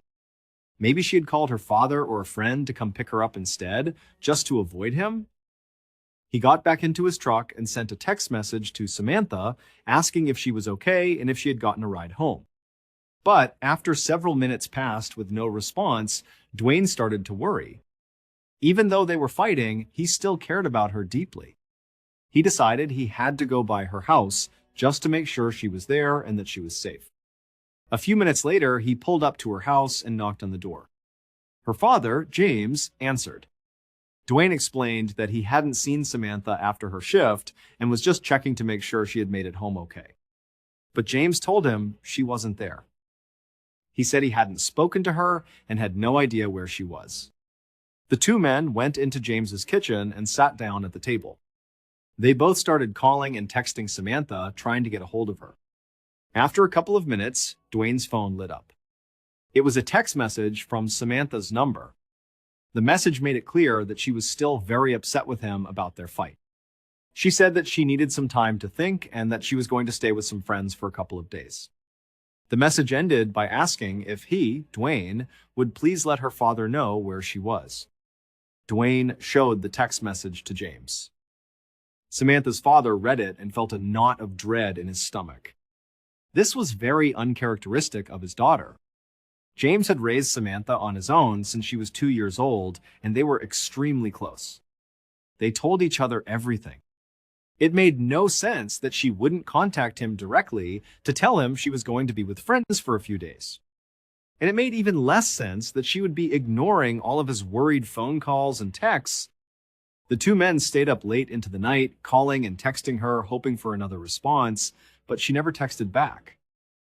The following morning, when neither of them had heard anything more from Samantha, James went to the Anchorage Police Department and filed a missing person report for his only daughter. After receiving the report, an officer with the Anchorage Police called the owner of the Common Grounds coffee shop to ask about Samantha. As it turned out, the owner told the officer that they had just received a call from their morning barista who had informed them that the kiosk had been robbed overnight and that no one had been able to get in touch with Samantha. The owner promised the police officer that as soon as they could get the security footage from the previous night, they would send it over to the department. While the police waited for the footage, some officers started calling Samantha's friends and other family members, but no one had seen or heard from her. Other officers went to the Common Grounds kiosk to investigate the scene. They found no signs of a struggle, either inside or outside the small building. They also found a silent panic button installed under the counter, which had not been pressed. And so, even though Samantha's father insisted that her final text message seemed strange and out of character, the police began to operate under the theory that Samantha herself had robbed the kiosk and then had run away on her own accord. But one thing still confounded them. How did she physically get away from the coffee shop? She didn't have a car that night, and the weather was far too cold and miserable for her to have just walked away. Anchorage is not a very walkable city, especially at night in the middle of winter. And if she was really just taking a few days to be with friends, why did none of her friends know where she was? This question was answered later that day when the owner of the coffee shop sent over the security footage, and Denver. The footage, which had no audio, began at around 8 p.m. on the night Samantha went missing. It showed Samantha inside the kiosk, working alone. She seemed cheerful and was busy serving customers. At some point, someone who is just outside the camera's range comes up to the service window and orders a drink. Samantha turns to them, acknowledges their order, and then turns back to the espresso machine to make it. After she's finished, she turns back to the window to hand the drink to the customer. But in that instant, her entire body language changes. She immediately steps back and puts her hands up in the air. A few seconds later, she reaches over and turns off the lights inside the kiosk. Then, she gets down on her knees with her back to the window. She stays in that position, motionless, for about a minute. Then she slowly stands up and walks down the length of the kiosk towards the cash register. She opens it, scoops out all the money, then walks back to the window and appears to hand the cash to a shadowy figure on the other side. Then Samantha turns and kneels again with her back to the window. 2 more minutes go by. Then the person outside the window leans their entire upper body through the opening and into the coffee shop. They reach down and appear to tie Samantha's hands behind her back. Because it was now dark inside the kiosk, the footage is extremely grainy, making it impossible to identify the person. All that's clear is that it's a male wearing a big dark sweatshirt with the hood up and a hat pulled down low over his face. After the mystery man finishes tying Samantha's hands, he climbs completely through the window, then shuts it behind him. He stands Samantha up, puts a gun into her back, and marches her out the employee door. The camera just barely catches them as they walk across the snowy parking lot to a white pickup truck. He puts her inside, and they drive away. Over the next couple of days, the police and the FBI, who were now involved in the case, kept hitting one dead end after another. They had no physical evidence, no leads. All they had was that grainy surveillance footage that was too poor quality to identify the abductor. Meanwhile, Samantha's father, James, had rallied the support of the entire city of Anchorage to help search for his daughter. His efforts were so massive that they attracted the attention of national news outlets, and soon Samantha's story was making headlines across the country. This led to strangers donating thousands of dollars to a reward fund for any information leading to her whereabouts. But despite the growing reward and the intense media coverage, no one came forward with any useful information. And there was no word from Samantha or her captor. Then, on February 24th, 3 weeks after Samantha had been taken, Dwayne received a text message from Samantha's phone. It gave him directions to a specific sign inside of a nearby public park. Dwayne and James immediately shared the text with the police, and then they raced to the park, actually getting there about 15 minutes before the authorities. They walked through the park gates and down a main trail until they found the sign. It was a community bulletin board. Tacked to the corkboard was a Ziploc bag. Inside the bag was a typed ransom note. And on the note, a black and white photo had been physically Xeroxed onto the paper. It was a picture of Samantha. In the photo, she looked dazed, with a blank expression on her face. She wasn't looking directly at the camera, but just off to the side. And in the picture, a man's hand was holding up a copy of the Anchorage Daily News newspaper, dated the 13th of February, 2012. It was a proof-of-life photo meant to show that Samantha was still alive as of that date. For everyone involved, especially her father, seeing that photo was a small glimmer of hope. It was a terrible situation, but at least she was alive just last week. The ransom note demanded that James deposit $30,000 into his daughter's bank account immediately. If he did, she would be released 6 months later. Following the FBI's advice, James deposited a small portion of the ransom money into Samantha's account. Then, the FBI simply waited and watched. They knew that if anyone tried to withdraw money from that account, they would be able to track the location of the ATM. A few days later, 3 separate withdrawals were made from different ATMs within Anchorage. But each time the FBI got an alert and rushed to the location, the person who had made the withdrawal was long gone. When they reviewed the security footage from the ATMs, the person was a man wearing a ski mask and large sunglasses, making him impossible to identify. After those first 3 withdrawals, the account went silent for over a week. There was no more word from Samantha or her kidnapper. Then, on March 7th, more withdrawals were made, but this time they were in Arizona, then Mexico, and then in Texas. Again, authorities would rush to these ATMs, but they would always arrive just moments after the masked man had left. But this time, they caught a break. In one of the surveillance videos from a Texas ATM, they managed to spot the car the man got into before he drove away. It was a small white sedan, a Ford Focus. They saw him leave heading east on a Texas highway. An alert was put out to law enforcement in that part of Texas to be on the lookout for that car. And on March 13th, a Texas patrolman spotted the white Ford Focus sitting in a hotel parking lot. He parked his cruiser nearby and waited. A short time later, a man in his 30S walked out of one of the hotel rooms and got into the car. The patrolman followed him. He was looking for any reason to pull him over, and soon he got one. His radar gun clocked the man going just 2 miles per hour over the speed limit. That was enough. He flipped on his lights and pulled the car over. The patrolman walked up to the driver's side window. The man inside was very calm. The officer asked for his license. The man handed him an Alaskan driver's license. His name was Israel Keys. He was 34 years old and he lived in Anchorage. The patrolman knew this was their guy. He called for backup, and soon they were searching Keys's car. In the trunk, they found a ski mask and clothes that matched the description of the man from the ATM videos. They also found a gun, as well as Samantha's cell phone and her debit card. After Keys was arrested and taken into custody, he initially denied having anything to do with Samantha's disappearance.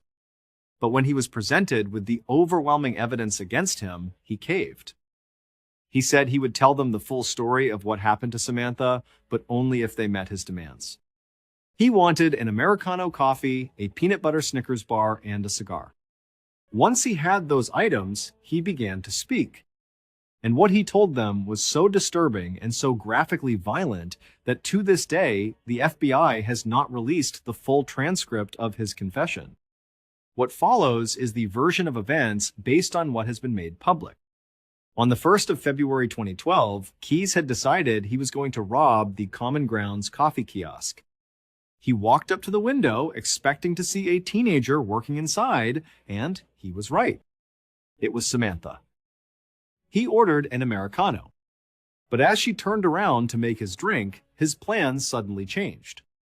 He decided he wasn't just going to steal the money from the coffee shop, he was going to steal Samantha too. When she turned back and handed him his drink, he discreetly pulled out a gun and pointed it at her, telling her it was a robbery. That's when she backed away and put her hands up. He ordered her to turn off the lights, then get on the ground.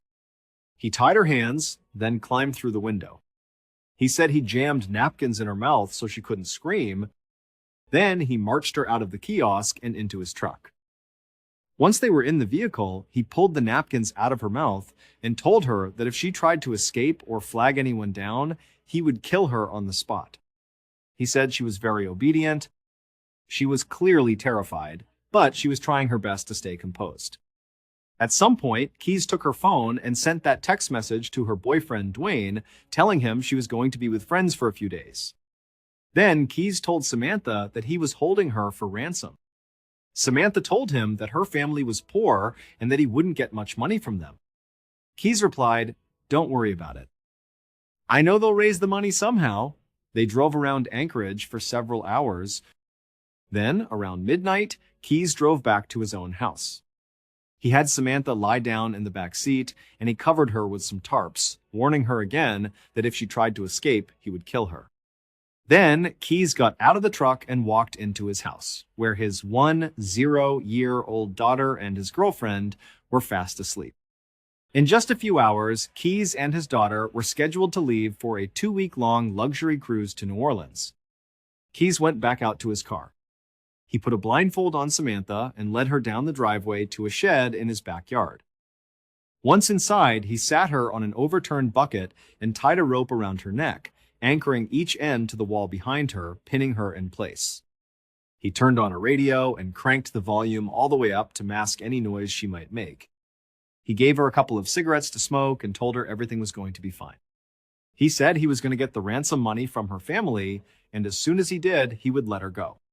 He turned on a couple of space heaters to keep the shed warm, then he left and locked the door. He went back into his house, double-checked that his daughter and girlfriend were still asleep, then sat down and had a glass of wine. After a little while, he got a cup of water and went back out to the shed. He gave the water to Samantha. He said she was still very composed, though obviously frightened. She asked him, "Did you speak to my father? Did you figure out the ransom?" And Keys lied to her, saying, "Yes, I talked to your father. Everything's working out fine. He's going to get the money. We're going to get you out of here." After that, he walked up to Samantha and unscrewed the anchors that were holding the rope against her throat. He cut the zip ties on her wrists, allowing her to relax. It was obvious that Samantha felt a wave of relief. Her nightmare was about to be over. But it was just a cruel trick. A few seconds later, Keys grabbed her aggressively and tied her up all over again, this time much more tightly. He just wanted to see what she would do if she thought she was being set free, when in reality, he never had any intention of letting her go. There was no ransom. He had never spoken to her father. It was all a lie. Keys told investigators that as he was tying her up that second time, he saw a look of total resignation on her face. He said she knew what was about to happen to her. After Keys tied her up, he left the shed, locking it behind him. He went inside his house one last time to check on his sleeping daughter and girlfriend. Then he went back to the shed. When he stepped inside, he walked up to her and began to assault her. After he was done, as he was getting dressed, Samantha looked up at him stoically and asked, "Are you going to kill me?" And he said, "Yes, I am." Shortly before 4 a.m., as she tried to talk him out of it, he choked her until she stopped moving. He told investigators she never made a sound. After she was dead, Keys left her body in the shed and locked it. He went into his house, took a shower, and then woke up his daughter, telling her to get ready for their trip to the airport. While she was getting ready, he went back out to the shed, rolled Samantha's body up in a tarp, and pushed it into a back corner. He unplugged the heaters, turned off the lights and music, and then double-locked the shed door. At 5 a.m., a taxi arrived, and Keys and his daughter left for the airport and their 2-week vacation. When he returned, he went back to the shed. He unrolled Samantha's body from the tarp. He dressed her in new clothes, put a lot of makeup on her face, braided her hair, and then used thread to stitch her eyelids open to give the impression that she was alive and alert. He held up a copy of the Anchorage Daily News next to her and took several photos. This was how he created the proof-of-life photo for the ransom note. After he took the pictures, he dismembered her body and disposed of the pieces in a nearby frozen lake. It would turn out that Samantha was not Israel Keys' first victim.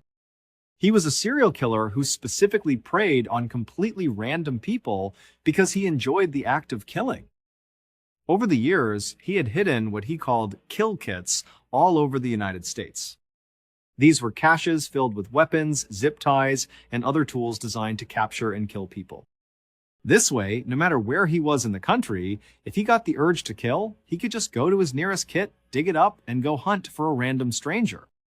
He told investigators that the moment he saw Samantha inside that coffee kiosk, he knew he was going to kill her. The robbery, the ransom, all of it was just an elaborate lie to keep her compliant, to give her false hope that she might survive. In reality, the second she was marched out of that kiosk, her fate was sealed. Keys admitted to killing Samantha, as well as an older couple in Vermont, but he took his own life in his jail cell in December of 2012 before he named any of his other victims. To this day, we have no idea how many people he killed. The best guess, based on a drawing he made in his cell, is 11. But that's just a guess. Thank you so much for watching.